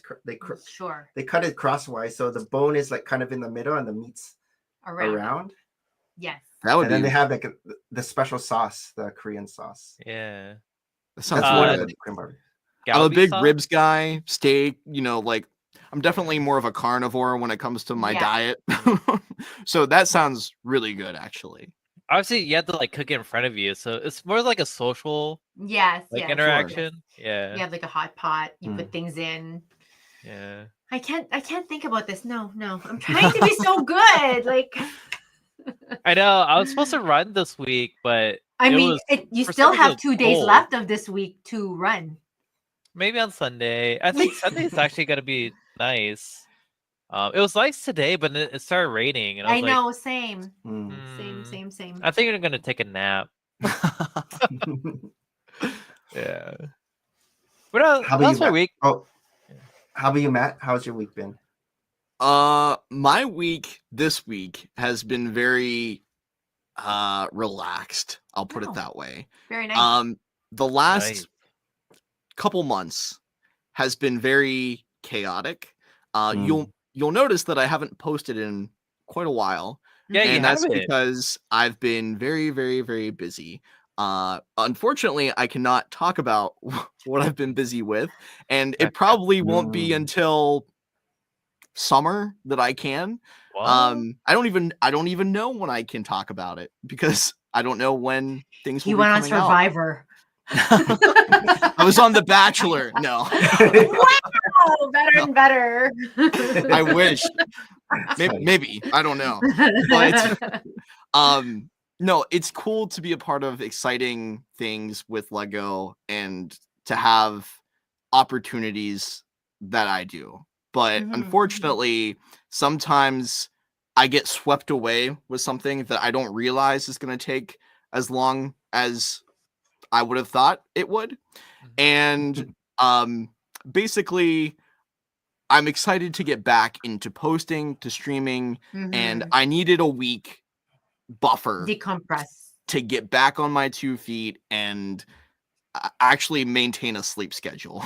Because sometimes working for myself, I will stay up through the night because I'm not getting, I say bothered, but it's really just distractions. I feel like during the day when people are texting me or I'm scrolling through Instagram and seeing a new post or whatever. And it's nice at night for me to work and get stuff done when like nobody else is awake. And so that ends up ruining my plans, my sleep schedule, and I have to reset things. So actually yesterday, I tried to stay up as long as I could to pick the time that I would like to go to sleep at. And now I'm back on a normal schedule, thank God. But I needed a week buffer for me to like relax, reset, and get excited to post again because I was burning the candle at both ends, staying up like over 24 hours to like meet a deadline for a project. So I'm very glad to be done with that and move on to the next thing. Very nice. Nice. Have you guys been watching the Daredevil Reborn? I have. That's out already? Oh, it is. I want to, but my problem is I have not, and maybe you could tell me if I need to see it, but I've only seen the first season of Daredevil, and that was a long time ago. And the Netflix, Netflix version. Yes. So I want to like watch that and then get caught up so I can watch this. Do I need to do that? You don't, actually. Okay. The very first episode has some characters from that first season, but then after that, it's brand new stories, and it's just all you have to know is like who, like Matt Murdock, and he's blind, basically, which everyone knows that. Spoilers, spoilers. Yeah. He's blind. What? And you have to know Kingpin, who like it's the same actor who plays Kingpin from previous. But yeah, there's good surprises that happen. So a lot of cameos of different characters from Kevin Feige's Marvel Universe MCU show up in this, and so it's good. I just caught up the last 3 episodes because I fell behind, and so I think they're up to like episode 6 or 7 now. But it's good, and it's your typical Netflix, not Disney, right? MCU. Like it's the violent, swearing, more mature. Yeah, Punisher. Yep, that's a spoiler. I watched Kraven. I watched Kraven too, and it got bad reviews, but I was okay with it. I know, I was okay with it too. But I don't know why. If when you know that there's a bad review, you're bracing yourself for the badness of it. I didn't know it was bad though. Not even bad until after I watched it, and then I looked online and it got like a 3 or something. Like everyone's telling me Moana 2 was meh, and I actually like Moana 2. So it's perception, right? Having your own opinion is important, I think. Yeah. See, Hogarth says it's as dark as the Netflix ones, which shocked me for Disney. Talking about the Daredevil. Yeah. No, I definitely want to check it out. I just haven't had the ability to. Like I said, I've been like dying with like other opportunities that I've been working on. So I'm excited to like binge the series at this point because it's almost all out. You're right. The last movie I saw, and I didn't see Kraven, unfortunately, but I saw Captain America like a month ago or whatever, the new one. Oh, the new one. How was that? I haven't seen it. It also bombed out of 10. When it comes to reviews. Out of 10, what would I rate it? For you. I'm a hard critic. I'm gonna be honest. I'll give it a 6 out of 10, man. I did not like it. I mean, it had moments, but the film, I knew too much going into it, I think, as well. The film was reshot 3 different times over the course of years, and it just felt like the creatives involved who were writing the story didn't know what to do with it, and it just felt like it was all spliced together. And maybe I saw that because I knew what the narrative was before. Okay. And I was seeing it from like a behind the scenes perspective, but even like as a story, it just didn't feel very cohesive. Had great moments. The ending is really cool. Like the last 4 minutes are great, but as like from a perspective caring about the characters, wanting to see an arc for Sam Wilson, it just didn't feel like I was getting anything new, especially after seeing Falcon and the Winter Soldier, the Disney Plus series. So right. Is there an end credit scene? Yes, but it was really nothing. It was a lot of fluff. There was nothing exciting to pull from it. Right. But what did you think about Kraven, Harold? Yeah, I thought it was pretty good. I mean, I probably gave it like a 7. I mean, I grew up with like the Amazing Spider-Man cartoons back in the day, so seeing how Kraven is now an anti-hero, but now getting his story is like, oh, okay, I can kind of see it now. I like that that little merger there. But no, I mean, it wasn't bad. The storyline was kind of like, okay. Yeah, the storyline was okay. Yeah, I just like the way Kraven moves. How he's like he moves like an animal, and he's like moving around and jumping around. I thought that was cool. I think the bad guys could have been a little bit more like fleshed out. It was just like bam, bam, bam. I was like, oh, okay. Done. Yeah. Maria and I watched Anora. Yeah. What's that? It was one of the. It's the one that won the best Oscars movie. Oh. But it's surprisingly funny. It's a comedy. Like the second half is funny. The first half is like a Romeo and Juliet. I don't know if you know the premise, but she marries into she's a sex worker, but she marries into the son of an oligarch, like a rich Russian, who wants them to annul the marriage, right? So that's really the premise of it. But like a pretty woman, yes, like a Pretty Woman, 2025, Pretty Woman, less Beverly Hills, more New York. But the second half turns into like The Hangover. Yes, exactly. No. What? Yeah, we do, and it's just crazy. And I was just laughing and laughing. I'm like, what's oh my this god, called? I feel like I should Anora. Anora. Anora. Where's it on? It's on Prime?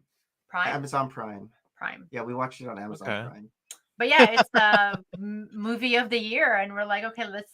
So I was like, oh, okay, this is this type of movie, and then halfway through, it's like, oh, this is totally changed. Like the vibe changed. Yeah. So like, so I give it that. Like it was actually very enjoyable. And then it turns into an action movie. And I mean, it has its serious moments, definitely, right? Yeah. But like, there's just some parts where you just can't control, but like laugh.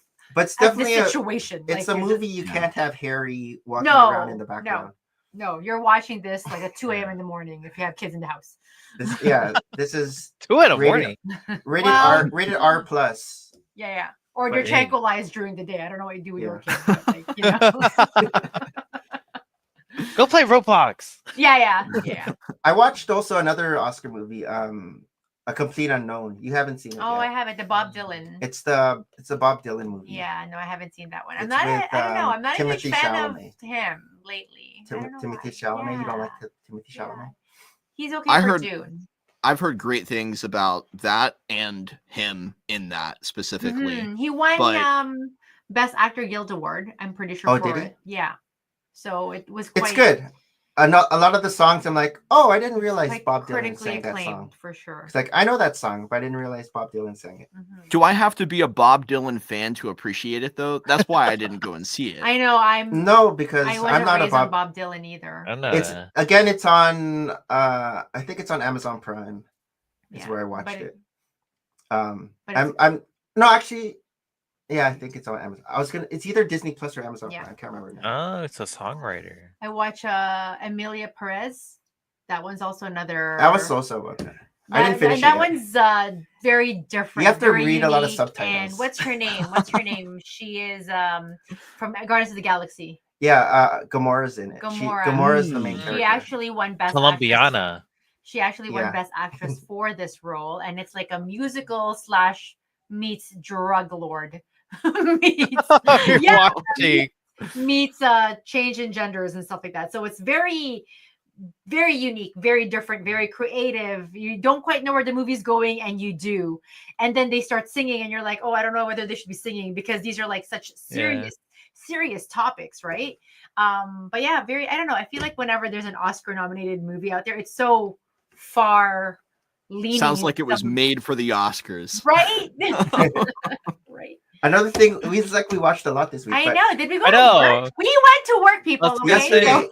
Yesterday I had Maria watch the first episode. It's on Netflix. It's called I wasn't sure about this. Adolescence. Yeah. I don't know if you heard of it, but it's interesting in the fact that the whole first episode is one take. One take. Wow. It was and it's an hour long. To figure out like the seamlessness of it. It's very cool.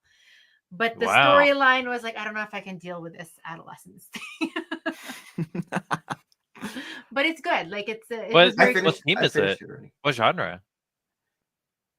It's like a true crime. True crime. Crude crime. Whoa, what's happening here? I know. What time is it now? True crime. It's kind of like a true crime. I know, right? Cinderella, we're almost at midnight. We're gonna start discombobulating. Where there's like a murder, and then this 13-year-old kid is like the prime suspect. Yes, a 13-year-old kid. Gotcha. And so he's brought into the police station. And how it's all done is just one. It's very cool for that. How the police go into his house, get him, and then he's driving in the car. We're like, wow, they're like, we didn't realize it was a one take yet, but we're like, they're actually going to show the whole car ride and then they're in the station and everything. And so I watched the second episode. The second episode, they're at the school. Is it redeeming? I didn't finish it yet, so I'm on the last. There's only 4 episodes. It's one of those limited. think it's called Limited Series on Netflix. Oh, okay. Which it's not one of those long ones, but. And then the last thing. Oh, go ahead. I love the like the cinematography aspect of that, and I think like as someone who cares about art in film, that sort of thing, I feel like I would enjoy that. Yes. Yeah, it's pretty cool how they did that. Because I know there's a movie. I think it's a war movie. 1912. 1917. 1917 is another one where it's one shot. The whole movie is one shot, and it's cool. Oh yeah, I haven't seen that one. Mason actually watched it in history class. I watched it with Tristan in the theater. Yeah, so that's cool. Where was I? Yeah, I'm not sure. And the last thing I started watching this week is because of all the F1 Formula One Lego sets have been coming out. I decided to check out the Netflix. I guess it's called. Turismo? No, it's the series. There's like 7 seasons now. It's Formula One. It's Need for Speed or something like that. But it's basically it starts from 2018. I guess season 1 is 2018, season 2 is 2019, and it's basically the Formula One Grand Prix season. And I guess in season 1 they focus on Red Bull, and so like all these sets are making sense to me now, like how Red Bull, Ferrari, McLaren, and the Baskin Robbins is like Baskin Robbins is India, like the India's Formula One team. Like the one that we call Baskin Robbins because it looks like it's purple. A pink and purple one. But yeah, like when I was like watching, I'm like, oh, I know those cars. Those are from the Lego sets. And so it's making sense. Like the Mercedes ones that says on the back, what is it? Patronus. You know how it's, I was like, because before I'm like, oh, that's the Patronus. That's the Patronus car. But now I'm like, okay, that's the Mercedes car. It's not Patronus because they call it Mercedes. I didn't realize how big F1 is. It's huge. Yeah, we're just not. I'm starting to get it because I've gone through like six, 7 episodes now. I was watching it. And there's like all this drama going on, and there's all this. Oh my god! There's always the Grand Prix here that goes between Toronto and Montreal every year. Like they'll close down their. Well, they have the most in Indy, but that's not part of the. Different. Yeah, that's a different. Okay, since he sounds like he watches TV a lot, I swear I do too, but I don't. But I tried to watch Piece by Piece this morning. Oh, the Lego one? Yeah. I tried to. Okay, I've never tried it yet. So in the mornings, if I don't go for a run, I'll do a HIIT class. So I have like it on an iPad, and then I'm just trying to watch a movie, right? If it's two kills. I couldn't even get past the first 10 minutes. I like these artsy stuff, and it's Pharrell Williams. Maybe I need to be in a different frame of mind and not doing jumping jacks and like knee twists or like you know like bear crawls and things like that. Right, piece by piece. But if you guys have watched it, like have you guys watched that? I haven't watched it. I haven't. The first 10 minutes, and I'm like, so I don't know if I can. It's too, and I love art so much. It's too artsy. It's too artsy. So there's no story. It's just like it's his biopic, but like even when Pharrell Williams like introduces sort of like his thought process of being an artsy, he's like, I'm so different, and then he starts as if he was like a water person. And I'm just like, where are we going with this, Pharrell? Where are we going? I feel like is I gotta watch this now to understand. He's a waterbender. Like he like has like a merman father. Like I don't know. It's a little bit out there for me. Maybe 9 a.m. was too early for me to take in this movie. Maybe it has to be 10 p.m. at night. I'm not sure. I'm not sure what the reviews are. I haven't checked out. But I mean, like in terms of Lego, like it looks great. You know what I mean? Like the whole premise of it being like a Lego movie. Exactly. Okay. Great. But then the storyline, I'm like, I think I'm gonna go with Bob Dylan. I think I'm gonna go and try that out. See, I wanted to go and see it, but when I was going to go to the theater, it was already out. Like it was not showing anymore. So I don't. Is there a streaming platform it's on? Where did you watch it? What streaming platform? I think it was Amazon Prime too. Amazon Prime. Wow. Okay. Yeah, I just. Do you get Amazon Prime, Matt? I don't. I think my mom might have it, so I might steal her. I'm gonna go visit someone this weekend. I will get some of my boxes. Oh, Mom, what's your password?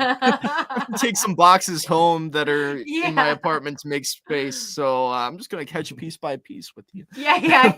Let's watch something together, Mom. That's funny. Nice. But no, I unfortunately have not had a chance to see it yet. But I definitely have been meaning to and want to. I will give it another chance. Maybe I need to watch it with Nick. I don't know, but like. Yeah, I'm curious now. Yeah, I'm like, yeah, I'm curious too. Where am I going? A water person. Yeah. It is. You have my attention. And I'm even trying to think again.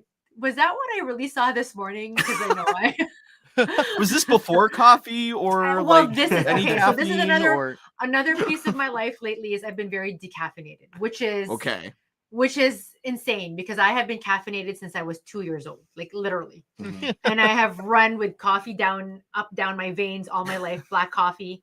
And the last maybe almost year now, I've been really decaf. And I don't like this feeling of being human. It really sucks. And so I wake up and I have everything decaf. I have coffee beans that are decaf. They're even flavored. And I have tea that's decaf. I do a lot of green tea. It's not the same. I'm just in this kind of like weird haze. I'm not where I was. I'm not like this 150% human that I was. And I'm still functioning. Like I still do my workouts. I'm not getting, and what I think now is that high. And I have lived in that high for so long that now I'm where I have to be at, I don't know, what is this?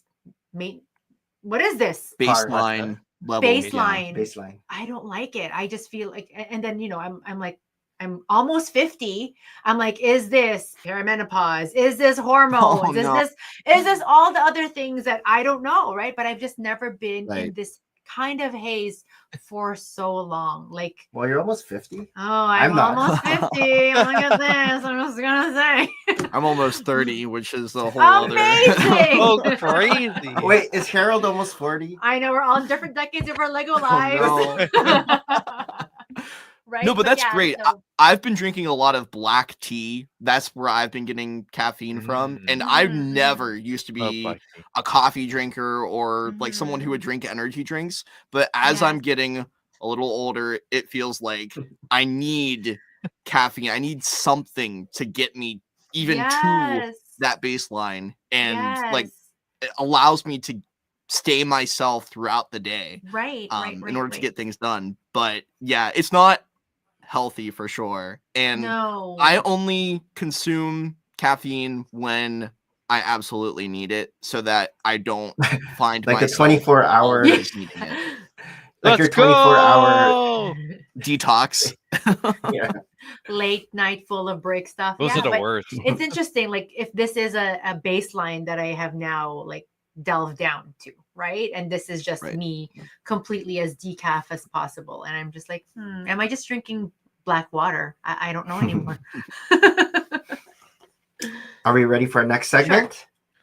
Sure. Ooh, which yes. It's time for show and tell.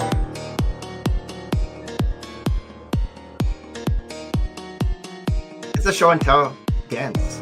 Is it? Oh. We're very yellow. Oh, is that the show and tell dance? Oh, look at that. What very coordination is that? It's like they had like a meetup before. Hold on.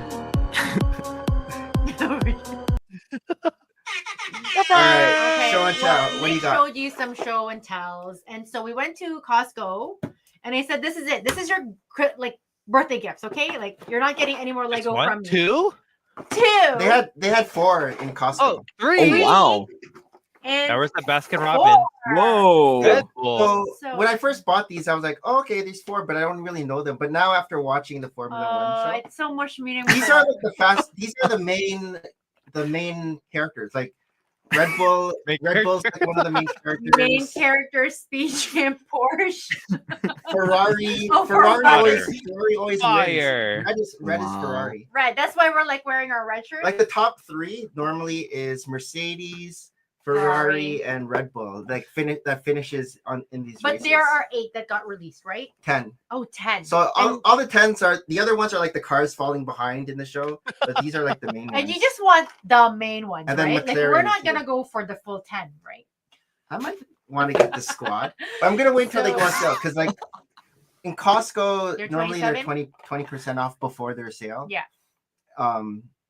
The regular retail price. Yeah, the regular retail here is 35 Canadian and they were 27 in Costco. I was like, oh, the Patronus car. Oh, the Patronus car. We only went to Costco for, I don't know, bananas and salad maybe, and came out with like a bunch of other things that were on sale. Costco is dangerous. But again, like, where do you get prices like this? So, I mean, that's part of my show and tell. You didn't wrap them, though. I didn't wrap them. And in like, I like to match. Like, Nick and I try to match, but I don't know if you guys have seen this on your shelves, but I love these. Whoa. And they're Reese's dipped animal crackers. And I grew up on animal crackers, but Reese's dip with something inside is like next level. I swear, I bring this to work and we just go crazy over Covered in peanut butter candy. Again, nostalgia. Like I used to eat animal crackers with milk, right? Like growing up. So Reese's Pieces. Have you had this? Only in Canada? This no. We got this in Costco. You should try your Walmart. Canadian. No, it can't be. Christine, do you know, check that out. The frosted animal crackers with like the sprinkles on top? Yeah. So is it like those? Yes, but this is Reese's Pieces. I know. I love Reese's. That's dangerous. Like, after I go for a run, I need some protein, right? I may or may not have get a handful of easy in my hand. May or may not have brought the whole thing to work and just like, oh my God, work is stressing. When you get a handful, sometimes you have little chocolate. Ew. And are they all over the house? No. Are they all over your Lego? Oh no. So yeah, those are my main show and tells. What's this? Oh, okay. Oh, I also started reading. So a few weeks ago when we had Jeremy and Andrea over, like he was reading The Fourth Wing. It's like a fantasy series. Okay. And I just started getting into it, and then I couldn't put it down. Maybe that's why I'm tired. Maybe I've been like sleeping. I need to scan it for Speechify. So this is like an 800+ page book. Oh, it's a lot of scanning. And I'm almost. So it looks like this. And Fourth Wing by. Or read it. Yeah, so it's a series. I think there's 3 books released right now. And I usually, when I get into a series, I wait until there's 2 or 3 books in the series before I actually start a book. Because what if I like it so much and then I have to wait? Like Harry Potter, right? Like that was like hard when I was younger and had to wait for Harry Potter every single year. So I usually think that when a book has 2 or 3 release, it's done well enough in reading circles or in media to kind of try it. So it is an excellent book. There's a lot of killing. There are dragons. Is it like House of Dragons? It's like not quite House of Dragons, Game of Thrones. So that one's a bit more like Martin, a bit more adult. This is like young adults. They go to like How to Train a Dragon. Kind of, but yes. How to Kill Your Dragon. But then a friend of mine's also reading it for work, and she calls it like romantasy. So there's more romance tucked into it as well. But like again, the whole premise of like world building. Like I love fantasy books, right? Like it's always crazy to me how these worlds are in people's heads and they're able to actually translate it to paper, because you're thinking, oh, am I creative enough? But to actually be that, I don't know, skilled to envision it and have it materialize. And so it's really good. You look taller than me. It's because I know I keep changing my seating. I can only she's kneeling now. Yeah. That's why she looks taller than me. Yeah. Oh, Matt, what do you got? I actually don't have anything prepared, but all the things behind you. All the things behind me. There's really nothing new. The one of the last things that I built was actually Captain America's shield. That a couple weeks ago. Okay. But how did you like that build? It was repetitive. You don't say. Honestly, like I think it's really cool the way that it comes together, and as long as you're prepared for the monotony of what it is, I think it could be fun. But I would have rather done it with friends like building with someone else and they're doing the same sort of little assembly that you are, and then it comes together. That would have been a lot more fun. But I think like the nature of its architecture, and when you see it like turned around, is really neat. All of the different like spokes that create like the big wheel looking object, but then you see it from the front and it's a shield. I think it's cool, but it's definitely not the best building experience. The last thing that I built on stream was the X Mansion, which was a few weeks back. Like I said before, I really liked it. I know it got kind of trashed online, but I had watched the X-Men animated series prior to building it, like last year before Deadpool and Wolverine came out. And I had never even seen any of the X-Men films either. So I binged all of those with a friend. And having done that beforehand, I felt myself as a fan really enjoying it because I care about the characters and what it is that I'm building. But as a Lego set, it definitely shouldn't have been a modular, in my opinion. It would have been better just as a set or even like multiple sets like Harry Potter's modular castle. I think that would have been cool to like build your own X Mansion. I actually built a lot of Marvel sets during my time off. So like I kind of cleaned out that part of my backlog. When you said you binge watched the X-Men, was it the old 1990? Yeah, I grew up on that. Or the new one that came out? Both. Okay. Because before 97 came out, I had just finished the older 92 is when it started. I finished that X-Men series. And so I loved that show. That was like you just love that very show. well done. Yes. What did you think of the new 97? Did it do itself justice to the old 92 to 96? I personally think so, because yes, like the old 92 to whenever the old animated show came out, that was definitely geared more towards a younger audience, even though it strangely had adult themes in it. Like as an adult that I'm recognizing, like between the relationships with the characters and everything like that, when you look at it at a minute level. But I think 97 was really good because it took that kind of childlike series and then elevated it to a more mature audience in a way. So like if you grew up with the original as a kid, you would really appreciate the new stuff, because now that you're an adult, you could see it through a new lens, if that makes sense. Yeah, they have like some complex relationships and themes in the new one. A lot of death, like a lot of, like very serious. I didn't finish that one themes, but you should finish it. I won't ruin it. It was really, really good. So like I said, I really enjoyed the sets. But a set that I recently built that I was really surprised by was actually the Rocket Raccoon Marvel set as well. Oh yeah. Like I found myself really enjoying that because, like I said, I had built a bunch of Marvel sets kind of consecutively, just trying to clear out part of my backlog. And I ended up like really gravitating towards it because it was different than the other stuff that I had put together. It wasn't just, a regular mech, even though it was sort of like a buildable figure, which is a lot of the Marvel sets, mechs. And then like you have your typical ships, like a Quinjet. A set that I really didn't like that I built recently was the Shield helicarrier kind of midi scale ship. I really didn't enjoy that. I didn't buy that. Yeah, I didn't buy that one. it out. I'm waiting for it to go on sale. You mentioned the Rocket Raccoon set. I'm wondering if like they announced the 2026 Pokemon, if they do buildable characters like that Rocket Raccoon, I think that would be nice. Like it's not too big like the Bricker builds. It's a nice compact form, and it is like a size of ours is wrapped around Thor's hammer right now. Like it's the size of a unevolved phase. I forgot you had that set. Pokemon. Me too.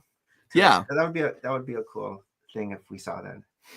For sure. What are those binders to your right? instructions. Yellow to your, right. To my right. Yeah. Those, right there. the yellow. These? Yeah. What are those? Random stuff that I still have yet to build that I never did. Are they? They're bags. Oh, I see. Here, we'll do snacks. What's in the bag? What's in the bag? Oh, nice. See, still haven't built 2022.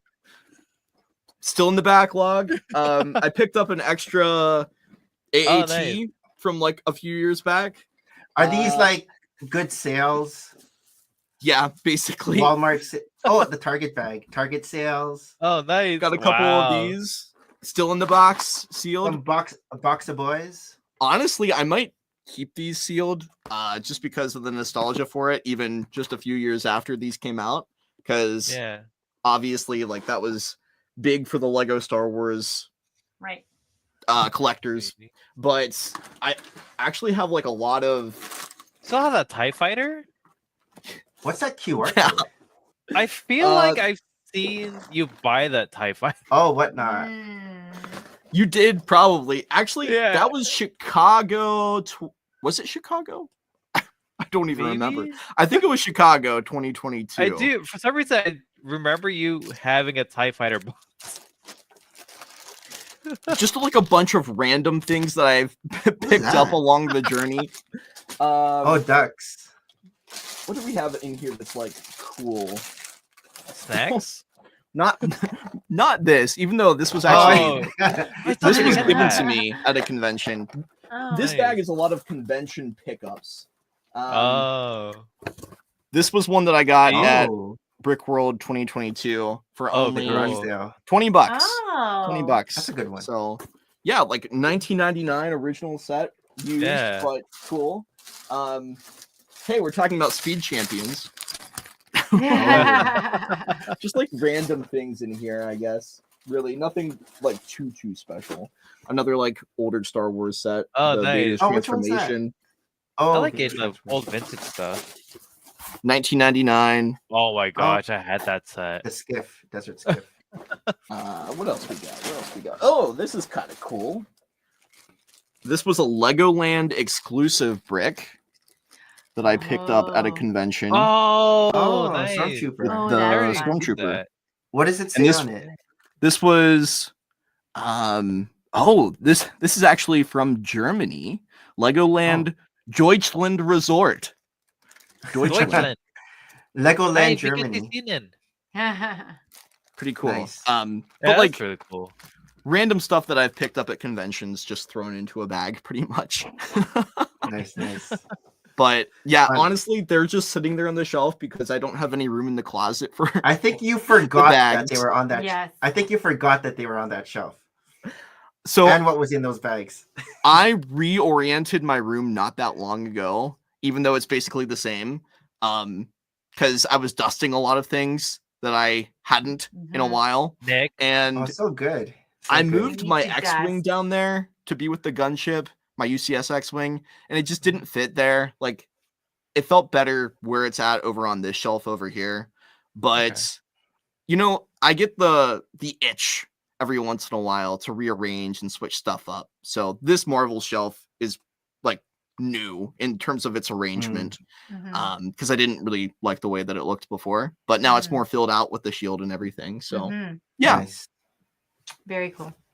Cool. Harold, what do you got? So, remember I got this like a couple weeks ago? Yeah. Like little buy boxes. Well, I went back and I got the good guy. Who's? So, like the Frito. He looks like Optimus Prime. You look cute. He has the Optimus helmet. Yeah. You mean Optimus Prime looks like him? Oh, okay. Is he the originator? Yeah, he's the originator. No, just kidding. I don't know. I did go out to my local Lego store to get I don't know what the price or threshold is. I did get What did you buy to get that? Brick boxes. Or brick wall, yeah. I got 8 and it was like a perfect way to get this. Oh. I'll probably just give this to Christine. I don't know. Spoilers. She's still on. Oh yeah. Happy anniversary. Happy anniversary. It's kidding. I did get a set that I thought I would never see. It's another vintage one. So I got the Troll Mountain Fortress. Oh, from where? Oh, Bricks and Minifigs. Yeah, Bricks and Minifigs. See, look at this. The instructions on that. Yeah. You have a lot of these now. I know, it's so bad. How this many Bricks and Minifigs? Yeah, how many of those do you have near you? Bricks and Minifigs? 3 now? That's a lot. It is. Wow. How about you, Matt? How many Bricks and Minifigs near you? 0. Wow. Maybe I should open one. Well, that's the thought. What's really cool? You still have the boxes. These are exclusive. What's exclusive about these is that they have printing Tattoos? on the arm. Whoa. Yeah. So these are bros. What is that tattoo of? The Trolls emblem. That's so cool. Yeah. And then this had that really, I don't know how much it is now. But the Troll King, I don't know if you can see that really well. The cape itself is $20. Why? Really? Why? Because it's ripped and torn. Because it's like I have those no jeans, idea. those jeans that are cut up and they're actually more Kind of expensive. weird.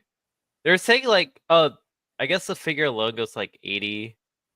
But I don't know. It was cool. Like this is Troll Sorcerer. Whoa. Oh, I don't know. it looks like Emperor Palpatine. Yeah. And I kind of wish like Lego obviously brings back Castle, but here's the game. Oh, that's nice. Nice. And it comes with like a whole bunch of like troops and stuff. A handful of troops. But yeah, the castle's pretty cool. I don't know if I'm gonna keep built it. Yeah. I don't know if I want to keep it or just like mod it or just redesign it, What did your roommate say about your He doesn't your come build? home anymore. He doesn't come come to his home anymore. Look, it's no Harold's pad. This is mine. Right. This is my winter pad. Does he see you building and he's like, I want to try? He has like when I took a break from either playing video games or playing Lego, like I finished this guy. That's so cool. He's really cool. I know. It's like it's posable. I'm really. What is he hoping to called? paint him soon. What is his name? They're called like 30-minute mission fantasy sets. He doesn't really have a name.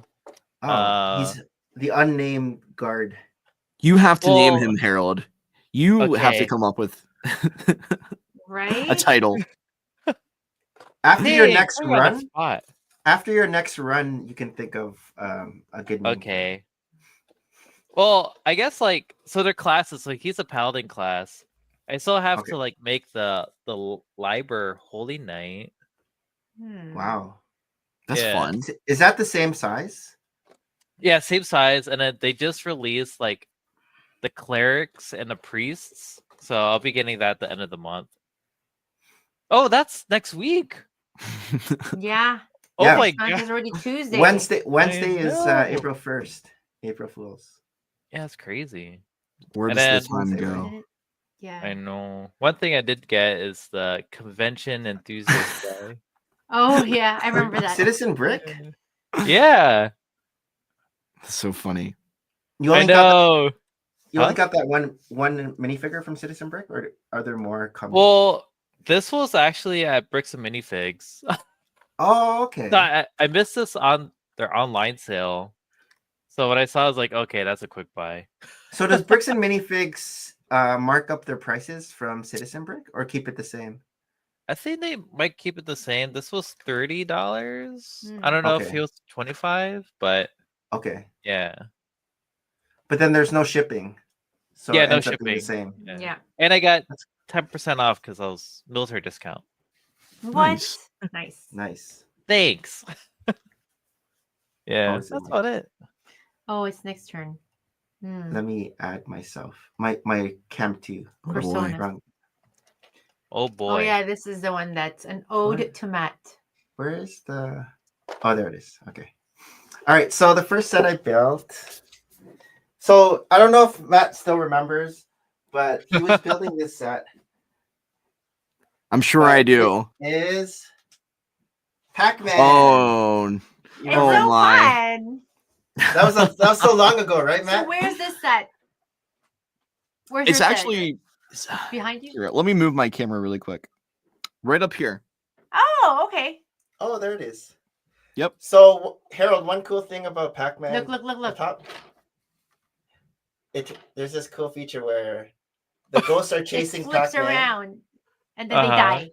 And now Pac-Man's chasing the them. ghosts. So that's cool. Dead. And then you can also turn this lever. Oh yeah, this is cool too. And it looks like it's like chasing each other. Oh snap! Look how good they move. It is really cool, cool, right, Matt? Like Yeah. very clever build. Oh, there you go. It only That's took us 2 years to build this. Like, look how fast they're going. It looks like just a game. They can never catch each other, okay? So, what's the sound? Is there a song? Like, yeah. So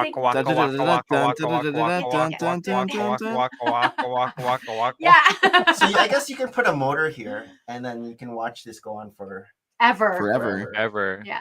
I was surprised by how simple Yes. that mechanism is, honestly. Yeah, it's just a track that goes I don't know if around. you can see, but there's just like see the tracks there, Yes. Yeah. And you put the and they're on. We have a cool joystick. We have a What? light brick in a here. light. This is the 25 cents. And I have a That is spot really for cool. it. Right in here. In your game? I don't even know where he finds these spots. So that's gonna go in there. Sweet. I wasn't sure it was gonna fit into because when I measured it before, like with the dimensions online, it wasn't fitting. But I think they were including the top part because the top part did come off. And so now just from here to here, it fits inside the box. Because originally this was gonna go upstairs somewhere. It doesn't go upstairs. In the house. But then I was able to figure out a spot. I'm so glad that it goes more with the things down here. So the second thing I built were a bunch of my Mario sets. Oh my gosh. So these sets I mainly got for like these characters. Oh, okay. Right. Because I wanted to get I don't have a blue or a green Yoshi yet. Yeah, where the blue like one? I have the pink and the Yoshi Army.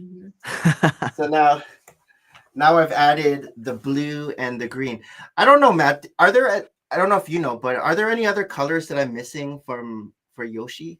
Red. I'm not a super knowledgeable Lego Mario fan.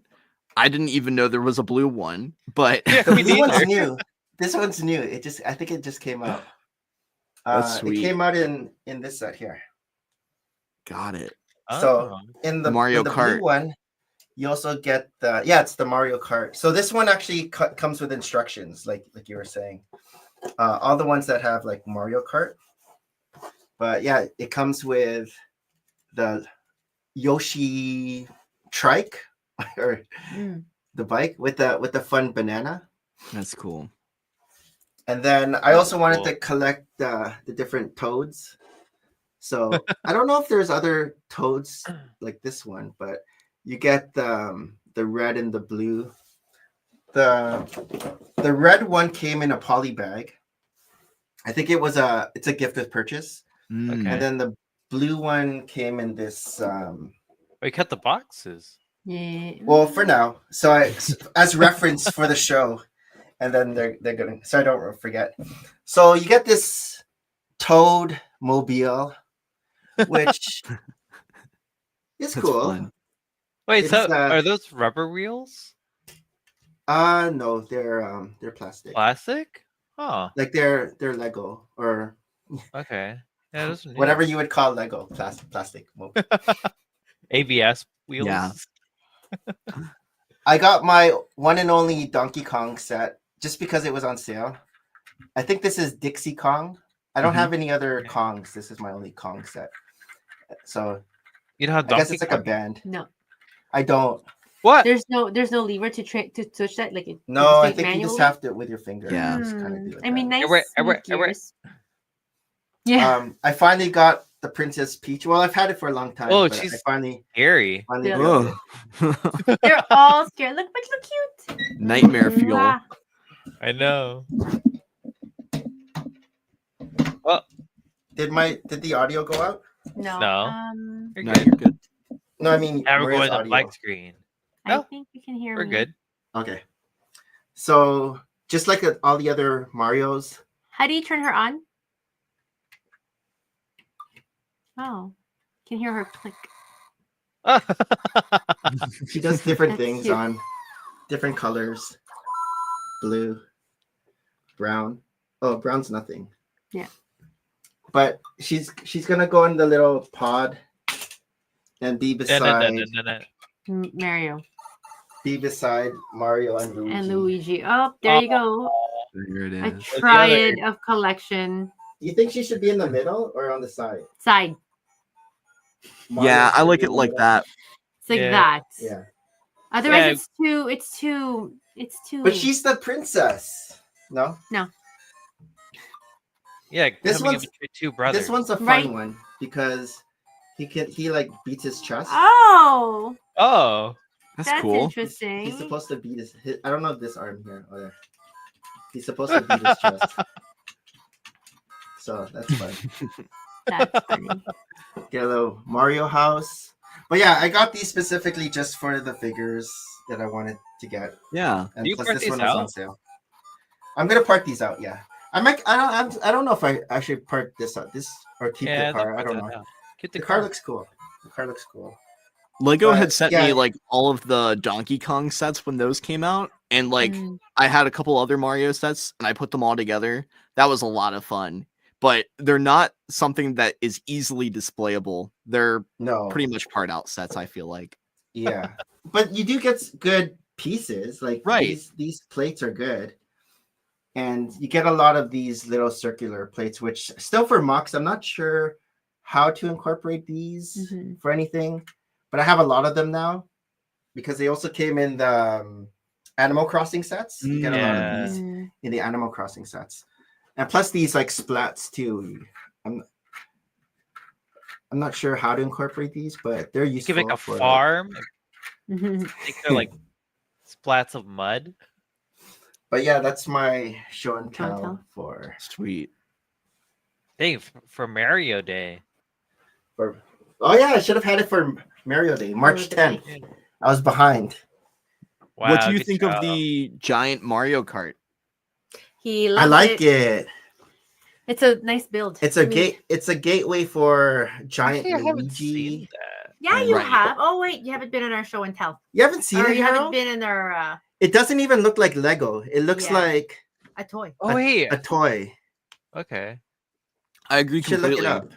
I think like it's interesting what new elements they used for the mustache and the nose, particularly. Mm. And like the printing for the eyes. Like there's a part of me that thinks that it looks too perfect, but I think it's also one of those sets that you have to see in person to really appreciate. Yeah. Mm. Yeah. When does that Like, come out? It comes out April. Is it April or June? I think it's have to- May. Oh, is it Maybe May? I'm wrong. Forgot that Maybe month I'm between wrong. April and It's the June. 2 months What that I other didn't options say. do I have here? Right, May. But I think on Lego.com it's already pre-order. You can Right. pre-order it. It's a weird one to What? come out with Star Wars sets for May 4th, like know. around that time. Yes. Yes. Yeah. No, definitely. Very odd competition. It's like, where's Super Mario? Whoa! Oh, you see it? Yeah, I Share see it. screen. Share No. screen. Is it May Never. or is it April? Oh shoot. May 15th. Oh, May May 5th. Oh, like 15th. it's like the middle of May. So it doesn't compete with the May 4th. Yeah. Yeah, see, it doesn't even look like a Lego. Looks like a toy. No. Like a toy. Yeah. Yeah, that's cool. And so, like I was saying, oh, there's the black box. So, like I was saying, it can open it up for like Luigi and then Princess Peach. Bowser might be too big, but you can see like a Yoshi in there. I would love to see someone mock up a Bowser vehicle with Yo. like the buildable giant Bowser. Wheels? That would be Yeah. really cool. I don't know. This might be a buy for me. Is this gonna be a soft? Is this gonna be a softie, Harold? Potentially, No. it's like really well built. We're like, no. It's not your softie. Man, this thing's huge. It is. Is it big? It's hard to tell. Let's see. Where's that How guy big at? it is. Yeah, look, that's huge. I need to see it beside a minifigure. Look at the. It is hard to tell because I thought it was depth of just field. like this big. Like I didn't think it was too big. When you hold something out like that and it blurs the background from the focus on the camera, it makes it look a lot bigger than it. See, like it's as big as a pencil sharpener, right? Or what is that gray thing? Look at the stapler. It's so undescript. It's hard. Like look at it compared to the plant vase. It's like tiny. But how big is the plant vase? Yeah, I know. that's a big plant vase. That could be huge. Oh, with a hand. Okay, look at this one. That doesn't help. Yeah. They need to put it like a wait. minifigure beside it to see how big it really is. Man, I need you to build this and then let us know. Unfortunately, I do not have that in my backlog, but it is a really cool set. And I feel like that would go really well next to the Bowser or the Piranha Plant. That lineup on a shelf. Are we ready for our last segment? Let's do it. What's that one? Which is... It's time for news you can use.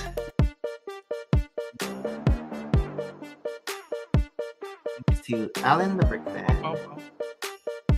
Which is it's this one. Is it? I always forget which is the one, the right one. Present, share screen. Alan the Brick Fan. Oh, speaking of Mario Kart, 219. What? The music's still on. Is that Canadian? The music's still on? I know. Oh. I didn't turn it off. Oh. I can still hear it. Oh, I wasn't Just, sure. we're vibing. We're talking about this already. News that you can use thanks to Alan the Brick Fan. Thanks, Alan. Look, it's telling us all the sets that we have to build, that have to buy. Have to buy. Have to buy. See, look, Beauty and the Beast. Are these Canadian prices? I don't even know. No, probably That's not. a lot. Lego Ideas Pixar Oh, I Pizza like Planet this. Truck achieves 10,000 supporters. That's Lego kind of Ideas. cool. It's all right. The only thing that makes it the pizza truck would be the like. If not, it would just be like one of those like the Lego. You know the cars that we always get. What were you gonna say, Matt? I always like try not to get too excited when we have an idea set that reaches 10,000 because it's like, is it actually gonna get chosen? Mm-hmm. Because there's so many. There's so many. Look at all this. Like, look at this list. Project list. It's just hard to get excited for, you know. Like it's hard to get your hopes up for anything. But it's always interesting to see like how they build things. Oh, for sure. And what you could see a lot of like snot techniques. Lego Creativity Workshops in April. What's this? Is what you like Lego will be holding some new creativity workshops and in you their have Lego to sign stores. up in advance because space is limited. And it's for kids 6 to 12. Our kids are phasing out already. We have no more kids. We have one in between. We're almost at the top. But it looks like it's a building event and not a make and take, so you can't bring it home. Oh, so you have to buy it? That's weird. I don't think you just have to use their pieces. I don't want to go. I feel like you would get to keep it. That would be terrible. We've had many years of make and take, and we're always going, wow, Lego's so well to do that they can give out all these pieces. Speaking of the Mighty Bowser, it's on sale. What? Amazon. Ooh. The Mighty Bowser. I think I picked mine up at Double VIP. Oh, nice. So 15% off or $40 off. That would be a huge cart or a car if huge. Someone were to make one for Bowser. I have yet to get that set, and I'm debating on. Oh, I'm at the point where I wonder, what do I want and what do I need? Yes, I know. It's hard to figure before it out. retires, you'll see how I'm not sure. When did this come out? 2023. It's rumored to retire at the end of this year. Unfortunately. Yeah. Oh, okay. So. Maria has something in her arms. Kind of fun. Already, it's like a little baby. It is like a little baby. It's very solid. Ooh. She's trying to sell it to you, Matt. QVC. The legs are like pretty solid. It's very hefty, and it's like, look at all the cool details behind it. The shell has a really nice curve. Maria finally gets to touch it because it used to be on that shelf. I know, I could never reach these things. It used to be on that shelf beside the Quickie Mart. Like, you can put it in one of those baby Bjorns and carry it around. And now it's just there. It's easy access for Maria just to pick now up. I get to play with the sit on your shoulder? The tongue is interesting. Well, I've never got to play with it. Oh, that's a fireball. Yeah. And it has like a choker. What are these called? Chokers? Collar? Collar. The necks? Collar. Oh. It is very puppet-like. 20% off now. It is. It is like a puppet, yeah. Hello. Okay. Is it gonna... Okay. Break? When you hear something fall. Lego Ideas, the mushroom collection. Oh, I feel like there's another mushroom too that came out. This is very... Yeah, it's a brickling. I don't know about the middle one. Yeah, it looks very... looks very Lego. We're in our mushroom era with Lego. Really? I feel like. I don't see mushrooms when I look at this one. I went through a whole book of It's mushrooms. a fungi. Yeah. I see hats that are upside down. Yeah. But there it's are very so many... insects collection. Yeah. The, snails. The gems that are those coming out as a set? The gems? Or like the geology? I forgot about that set. I don't know that one. Yeah, there's a geode one coming out. It's like, oh, we're getting rocks. Yeah. Lego rocks. Crystals. Yeah. Lego and rocks. Oh, Lego April 2025 shopping guide. So this is what Alan the Brick Fan says that we should. Oh no, Alan. The Disney Castle. Alan. Oh, Alan. Okay, so the children's teddy bear is revealed earlier today. Should be the gift with purchase for April 1st. So anything that you buy April 1st, you'll get this teddy bear. Just cute. It kind of looks like Bowser. I don't know about the legs. It has you get pencil bowl crayons? cut of a haircut. The bowl cut here. Sure. But like he's hugging a Lego brick. Soft. But you also if you buy on April 2nd to April 8th, the Shire, you'll get the is it the Smeagol and nice. Who's Diago? I don't know Diago. That's Deagle. Or Deagle. Smeagol and Deagle. Yeah. I know Smeagol. I don't remember Deagle from the movies. He's the guy that Smeagol kills. It's a very dark scene. Oh, yes. Sorry, spoilers. Spoilers, but yeah. Very surprising that they made it as a set. I know, it's dark. But it's my birthday. Here. Oh, it is a dark scene. So this is Smeagol? Deagle. No, that's Deagle. And that's Smeagol. Oh, this is Smeagol. That's and Smeagol. This is Deagle. Yeah. Huh. And is this the scene? I don't remember from the movie. Is he fishing and then he pulls him into the water? King. Okay. Return of the King, and I thought like Harold's gonna give us a time frame where it's playing. This is a nice gift with purchase. 1 hour 37 minutes 52 seconds. Like you have like 2 tiers here. You have like under the water, and then you have the water tree. Well, we only get 1 green fern. Come on. But you get 2 minifigures in this gift with purchase, and they're exclusive. And they're exclusive. Yeah, this is my date. I'm buying the Shire next month. But you're only going to buy the April 1st one, right? Next week. April 1st and 2nd. Well, then I can't get this one on the. Oh no! But I'm not getting this one. So this is for the ferry boat. Oh, the ferry boat's also coming out, so I'm not getting the ferry boat. But yeah, look at that. Look at the Shire. I have thoughts on this set, but I'm gonna try to keep it down. Negative thoughts? You get Wolverine claws here in green. Oh, that is a cool part usage. I'm just not a fan of the price personally, and I don't like all of the side mini builds, which I feel like are just trying to justify the cost. Isn't this like a disappearing? One of them is like a disappearing billboard. I think he flips around so that he I don't see it looks like he vanished. I don't see like the mechanism here. How he would flip around. I don't see the circle or anything here. Oh, was that supposed to be what it's meant? Yeah, he's supposed to like disappear because but it doesn't look like it will. There's like I think it's that flick fire. You just like smack it. I think you close your eyes and he jumps out. Yeah.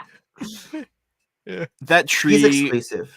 That tree is so sad. It looks like a disguised telephone pole. You can put more. No, the other one. Which one? That one's cool. Yeah, because of all the spikes. Yeah. Why is it spiky like that? I don't know. It looks very Lego. Is this Fawkes from Dumbledore's Harry Potter? The firework dragon. Oh, you should have that. I'm gonna do that to mine. Who are these guys with the gray? Oh, did their hair caught a? Oh, that's the Merry and Pippin. Is it? Those are exclusive hair pieces then. I think that's is that a Monkey Kid hairpiece? Oh yeah. But they have their normal hair as well. That's just like the fireworks that exploded and then cartoon alternate. Yeah, blew up their hair. Here's a steamboat. Right. Oh. I'm gonna pass on the steamboat. Yeah. What are your thoughts on the steamboat, Matt? Weird timing with the Bricklink designer program steamboat when it came out. Like, true. Just a couple weeks ago, and it didn't even like perform that well on the platform. So I'm interested to see what the reception is to this, like how many people will actually be picking it up. I think it's a cool set, nice display, but I am a minifigs guy, so it's a little too displayable and not playable enough for me. Yeah. Amelia. Marvel. So we're getting Hulk Truck versus Thanos and Iron Man's Laboratory Hall of Armor. Another Hall of Armor. Well, with that Iron Patriot. Is this the first time we got Iron Patriot aside from that polybag? Yep. Or have we gotten? Yeah, it's the first time since. Which came out with the game. Yeah, it came out with the game. I remember like some GameStops were just handing them out to people. Right. Yeah. Christine got one for free. Yeah. I think Lego Marvel is a little lost right now in terms of what direction it wants to go in. A+. Oh, and you also get the yellow suitcase. Oh, right. $14.99. It's cute. With this toothbrush, with a giant toothbrush and a tiny hamburger. Is it a giant toothbrush or is it just a really small luggage carrier? I know. It's really just a cosmetics case. It's not really luggage anymore. It's just like, Well, it's either a giant toothbrush or a tiny hamburger. Yeah. Yeah. The hamburger's as big as the brushels. That's a slider. It's a slider. Shrinkflation, right? Yes. Here's the gift of purchase. Oh, you can also get glasses. Glasses. Oh, he's definitely an Asian kid. I don't see. Here's the book. He's more studious there. It's like you get a lot of colors here: green, red, blue, and then nice. You get that as a gift of purchase. Yeah, this is April 1st. April 1st gift of purchase. Yeah, it's cute. Star Wars Celebration Japan. Which house in Japan exclusive right now? Printed tile receipt. So you only get this if you go to Japan for Star Wars Celebration, I guess. Yeah. Do we know what this says? Is this? I want does this one. say Star Wars. Star Wars Celebration 2025. Exclusive. This is 2025. Can you read that, Harold? Yeah. It's happening April 18th to 20th. April 18th to 20th. You were very convincing there. I think you can read Japanese. Star Wars Celebration, I think. The future of Lego icons, The Lord of the Rings. So I was reading this, and Alan the Brick Fan thinks that things come in threes. Okay. And so they've released Rivendell, they've released Barad-dûr, and now that they've released the Shire, he thinks that might be it. Just the three. But then he's saying like there's a lot of things that they haven't come out with. Right. Like the Mines of Moria, Gondor, and Minas Tirith. Helm's Deep. Helm's Deep. That'd be crazy. He also says we haven't gotten large buildable characters like the Balrog or what is this? Oliphant? Yeah. An ant, like Treebeard. Oh, like an ant. The ant could be like as big as Chewbacca. Groot. So we will see. We will see I hope what's gonna so. happen. It's cool to think about for sure. Yeah. I think personally, the Hobbiton should have been a little smaller. I know, like, it's already kind of small, but like, get rid of the side builds. Yeah. And maybe like really focus on the Hobbit hole. And it would have been a great entry point for people at like $150. Then it feels like, you know, the next level up is Rivendell and then Barad-dûr. But if I'm already saving up over $200, 260, 70, whatever it is, I'm going to want to just save up for Rivendell at that point, right? Yeah. Right. So, yeah. I think that was a miss, personally. It's a little bit bigger than the old Hobbit house that we got in, what was it, 2011 or a long time ago. It's like a log. 2011, 2012. I found mine at Goodwill. Oh wow. Did you? In a box? In $30. box? Yeah, in box. Yay. Wow. How long ago was that? 2013. 14. Wow. At a Goodwill. Wow. That's crazy. Where are we here? So this is a gift with purchase when it was revealed. Smeagol and Deagle. It's good that you guys told me this is Deagle, and so I stopped saying Diago now. Diago. Because there's is an that A Tiago's evil twin? Diago.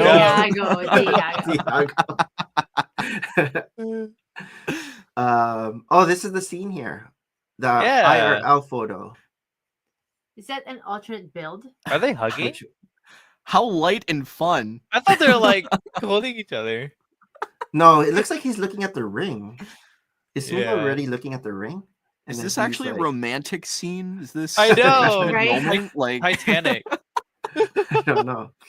And he's wearing a hat here, where Deagle's not. Also, Deagle finds the ring, and like he's about to like attack him. Does he have two faces? Oh yeah, he has a happy face. Actually, you're right. And then he did find it, and then They Smeagol's like, "Oh, it's my birthday." I know. Look how Actually had excited he is. He finds it, and then look at this guy. I feel like the Precious. role should be reversed. Sorry? I feel like the role should be reversed. The evil face. Yeah. Yeah. Oh yeah, there. Big spring deals in March. It's almost done. 2 more days of March. 3 more days of March. Almost bought a second one. Oh, you have one already? Yeah. Yeah. I don't have this minifigures. one. I've actually never seen Dune, so what? Oh, it's a good one. I definitely. This guy's crazy. Yeah. This is what attracts me for this set. This huge. And you have this too? I don't have this. Oh. The big guy, which I don't remember from Dune. The Baron? This tall guy. He's the Baron. He is. But in Dune, he's not this tall. I think he's like a snake, right? Oh. Yeah, well, he's like in his little floating thing, and that's his like his great dress. So is this 40% off? Where is this? No, 13. No, 13. It's 13% off. Which one is 40%? Well, that would have been great. The sales run through March 31st with deals up to 40% off. So show me that's 40% yeah, we only off. see Back to the Future. What kind of lie 20. is this? Alan. Come on, Alan. Come on. It's another say typo. at least like 20%. Come on. Lord of the Rings coming to Minifigure Factory soon. What? Lord of the Rings. What? I think that was fun. That was a good idea. Wait, we're gonna get torsos. Oh, for Token Day. What torsos are we getting? Like, I think it's just like those jerseys that you see. Limited, you can customize your minifig to exclusive Lord of the Rings torso design. Just this. No only online for US and Canada and stores in. I thought we can start making like orc armies or something. Oh, super excited. That'd be expensive though. I think these are like $11.99. Is it that much? US? Oh wow. They're a lot. Oh. They're a lot. This is when the Shire was officially announced. What? Did we show this already? Yes, we did. 25th. What was the 25th? Was that last week? That was Tuesday. No. Keep going. So we didn't show this. Yeah. So these more of this. This is really the theme of the week of this.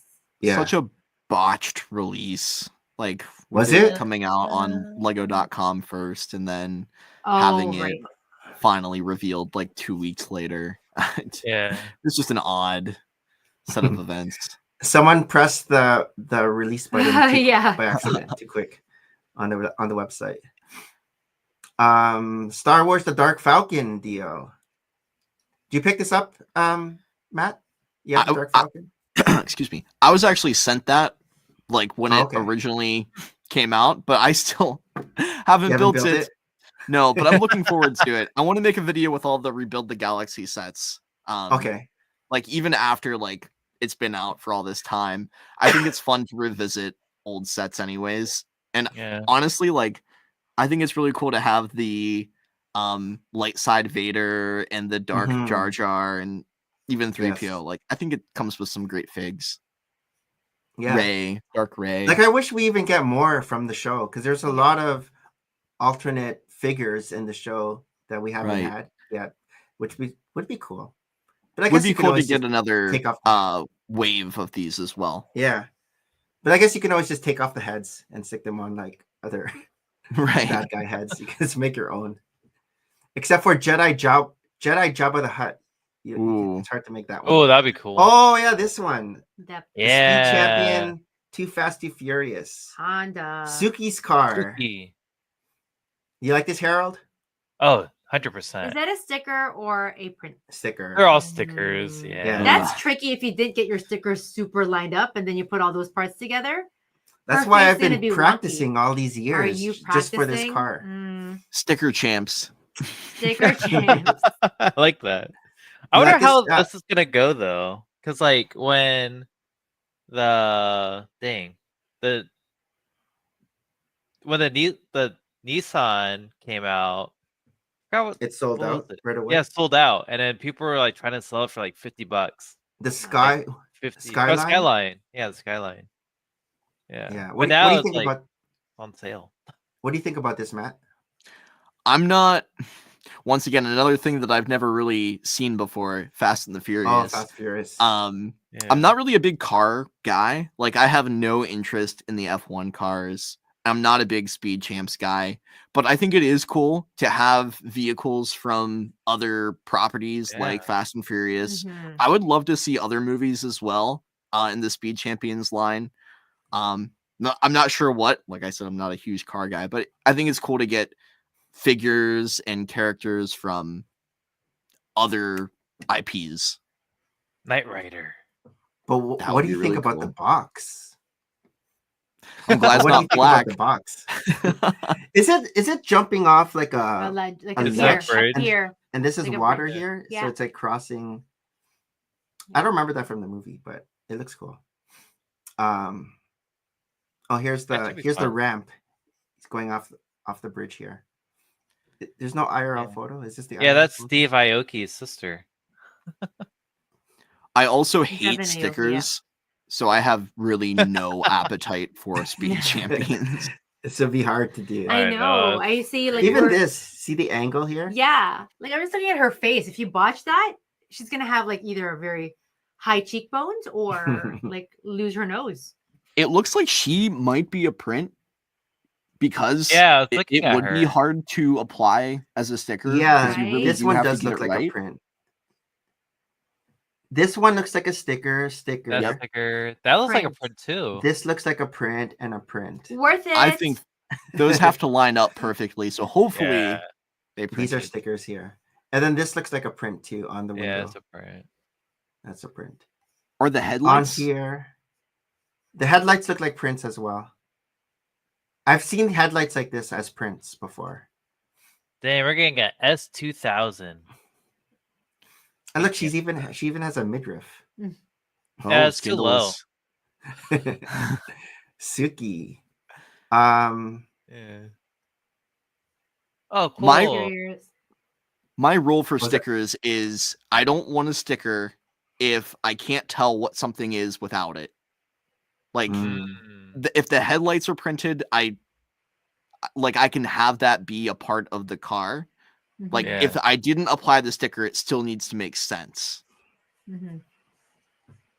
So this is the gift with purchase currently. It's the Easter Bunny surprise, and it goes until April 2nd.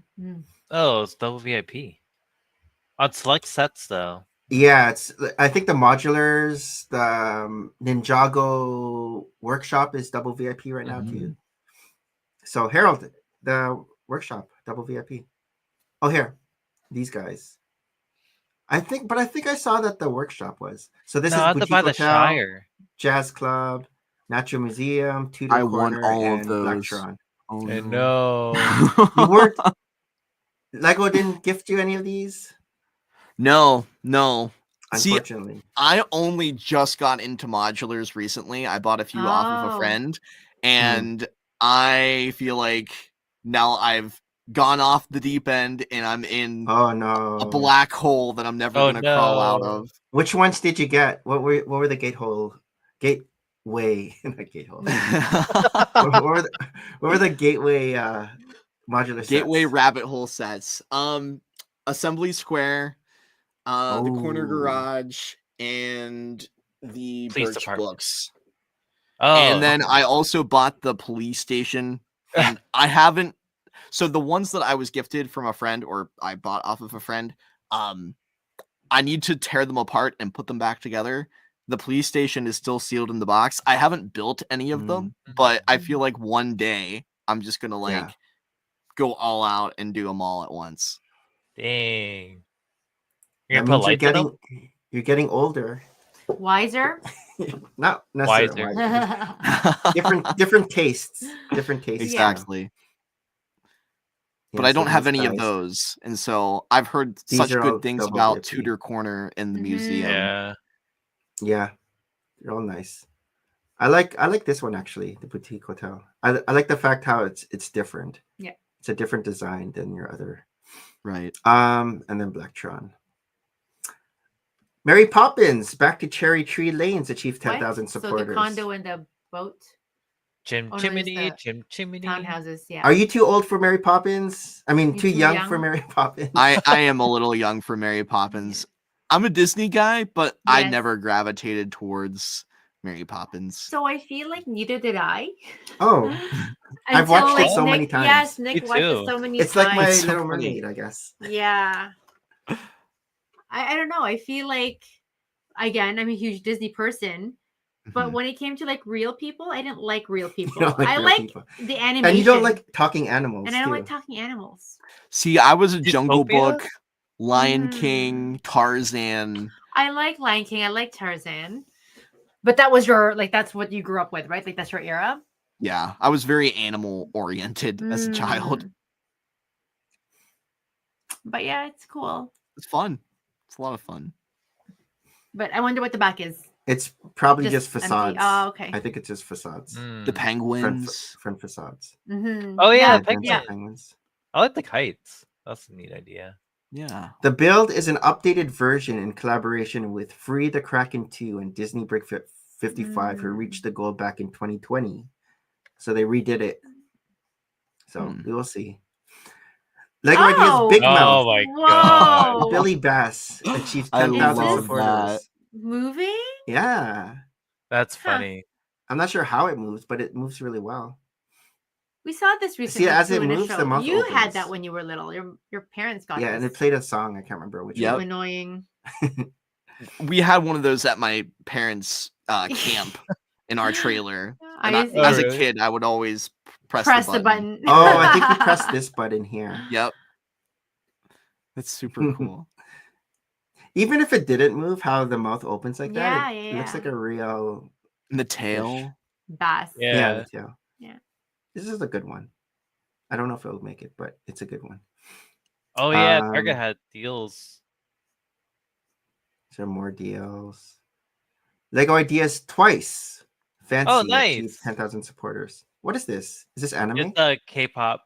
Oh, K-pop. Yeah. Fancy is the name of the K-pop group? No, or is that one of the songs? Yeah, Fancy is Twice. Oh, okay. Twice. All I know is that isn't that Iggy Azalea that has that Fancy song? Yeah. I'm so fancy. See, everyone knows. Would you like to know? Yeah, I don't know if this will make it or not, but I don't think this so reminds either. me of Squid Games here. Yeah. Like, that's from their music video. Yeah.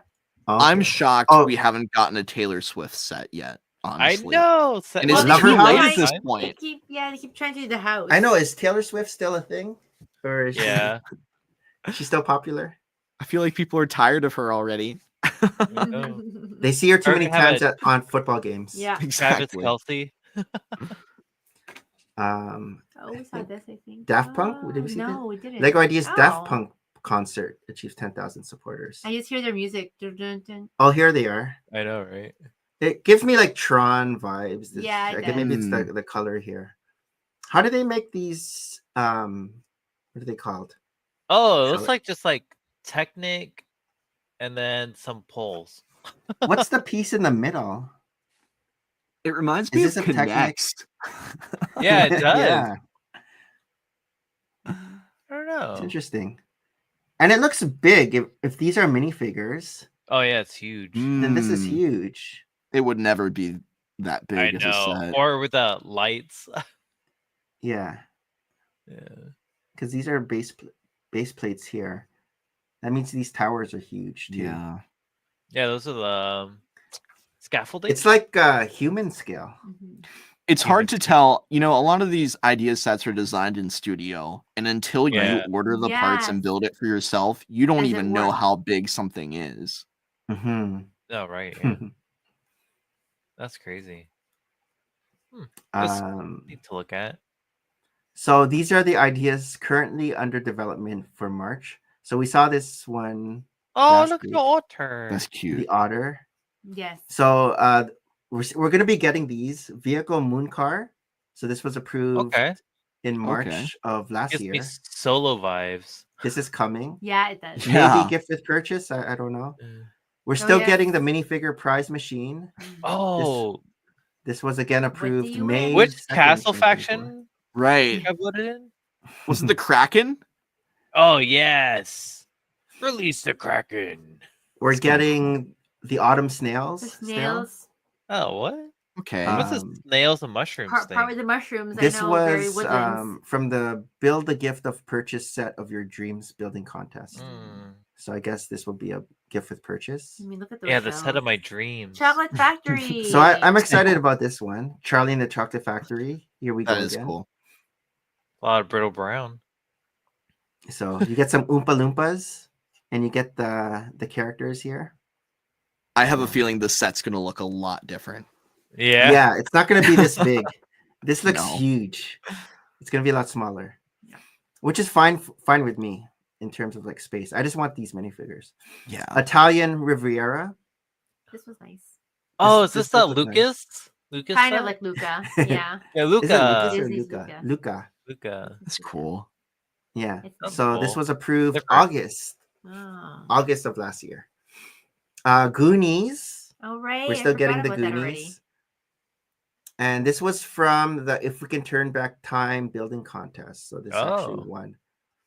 So again, I don't know how big this is going to be, if they're going to actually do it this size. Yeah. But I remember from the build, the backside of this is actually different scenes from the movie. But again, the minifigures, I'm excited about these minifigures. We've gotten this guy, Chunk. No, is it Chunk? Chunk. Yeah. Well, we got him in a Lego Dimensions set. We've had it before already. It would be crazy if they made it that big. That's crazy. I know. Yeah. Huge. This might have to go in the Brick Zapper's library. Gizmo. That's cute. Oh my gosh. I wonder if they're gonna use this for the Ewok. It does. Ewoks. It could be a good Ewok. Yeah. Baby Yoda vibes as well. Yeah. The eyes. Oh, this one's neat. And then Disney Pixar. So there's a lot of idea sets coming. Yeah. And some are cool. Is that your microphone? Yeah. Yeah. Okay. It was just slowly coming down the screen. It's when I bumped it earlier. It was just funny to watch. I'm like, what is that? It's like a cat. or something. We had a pet. It looked like something peering over like your camera. looking over. Is that it? Oh, this is gems. the here, there you go. The mineral display. So rocks. we are getting the rocks. This one's cool. They come in those shelves. I think so. I think that's part of it. This? Yeah, that's part Look, of it. licorice. You have rock candy. Chocolate. Yeah, exactly. That's licorice. Licorice. And gold. Oh. Lovebirds. Oh, right. The I remember this lovebirds now. from yeah. So built from the heart. where are these coming out? Like just randomly over the year? They're just approved, but you just don't know. It could be 2025. It could be 2026. We don't know. Infinity. Oh, it could be, but they've been 2040. approved. 2040. We don't know. Someone might know, but we don't know. I genuinely don't know. Floating sea otter. So this is the one we saw last week. Again, this one looks all right. It's cute. It's cute. Yeah, it is cute. He looks like the body looks longer than it should look for some reason. I don't know. I mean, otters are pretty long. Yeah. That looks cool. And then Snoopy. Right. Oh, Snoopy yeah. on campfire. Did we see this one? Like, Yeah, we did. Yeah, we did. all right. The It's cuckoo cool. clock. I do like the cuckoo clock. All right. Cool. Matt, what are you up to this weekend? I am finally getting back to streaming. So this was sort of like the opener for that. Warm up. Yeah, exactly. How long are your streams normally now? Like 5 hours or so. Oh wow! So this is a warm up. Oh my gosh. This is Yeah. So I'll be going live on Twitch tomorrow. I'm not even sure what I'm gonna be building yet. Maybe Simba.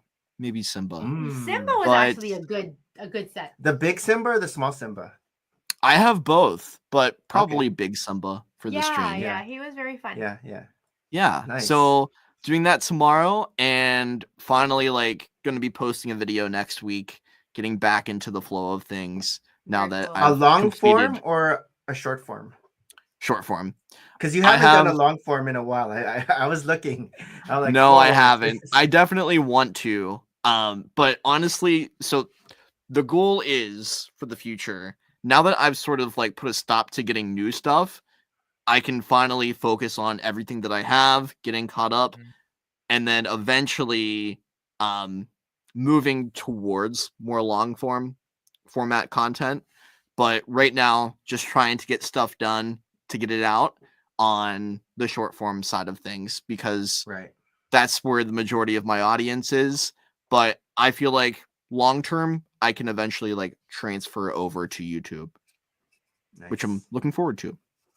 I know you got me to get the Thunderfang. It's a cool set, honestly. Yeah, it's fun for Ninjago. When I first saw the picture, I was like, nah. And then I saw your video, I was like, dang it. You were influenced. Yeah, you were influenced. Okay. I hate that word. I am not a Lego influencer, but it's funny, that video was coordinated with Lego and their marketing team. That was done last year. Wow. October last year. Wow. That's crazy. So when I say things come out far into the future, everything is very planned in advance with Lego. So just keep that in mind when things come out. In July, this stuff has been in the pipeline forever. It's wild. Right. Well, it's like movies, right? By the time movies are released, it's really 2 years after they've acted. Right. Like when they go. Yeah, the new Hunger Games is supposed to be 2026. Right. For the Hey Mitch. Harold, I guess you're going back home this barbecue weekend. Yeah, literally maybe after this. What? You're gonna drive after this? Yeah. Oh my god. How long's it gonna take you to get home? 2 hours. 2 hours. Yeah, 2 hours. That's why his Red Bulling is getting back. No, I'm drinking coffee. Oh. You'll be up. And don't forget to watch Piece by Piece and tell me what you think about that Aqua moment in the first 7 minutes of the show, where I'm just like, I gotta turn this off. What are we doing? Korean barbecue? Korean barbecue. Thanks, Harold, for the inspo. Yes. Influence. I know Harold's food influencer. A food influencer. Food influencer. Are you a foodie now, Harold? I know, right? He's always been a foodie. Matt, before we sign out, what would you like to plug? Where can people find you? You mentioned your stream tomorrow. What else? Yep. You can check me out pretty much everywhere, but you're right. Tomorrow I will be on Twitch. And then normally you can find me posting content on the short form side of things with TikTok, YouTube, Instagram, pretty much everywhere, wherever your favorite platform of choice is. What time are you starting tomorrow? Probably 3 o'clock. That's the normal time if everything goes according to plan. But I might have some stream gremlins in the equipment since I haven't been live in a little while. Yeah. So I might need to work out the kinks before I get going. But probably about 3 p.m. Eastern time. Nice. Very cool. So again,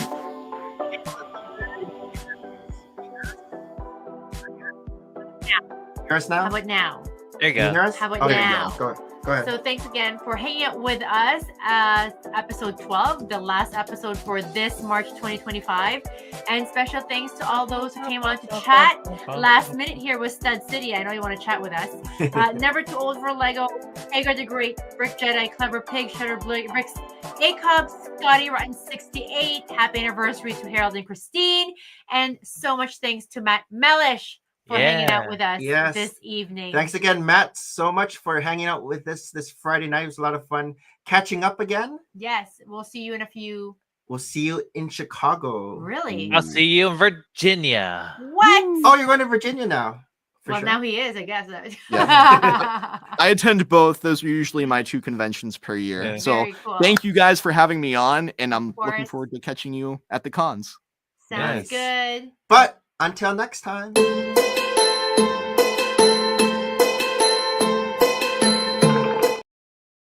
Merry Christmas and bye.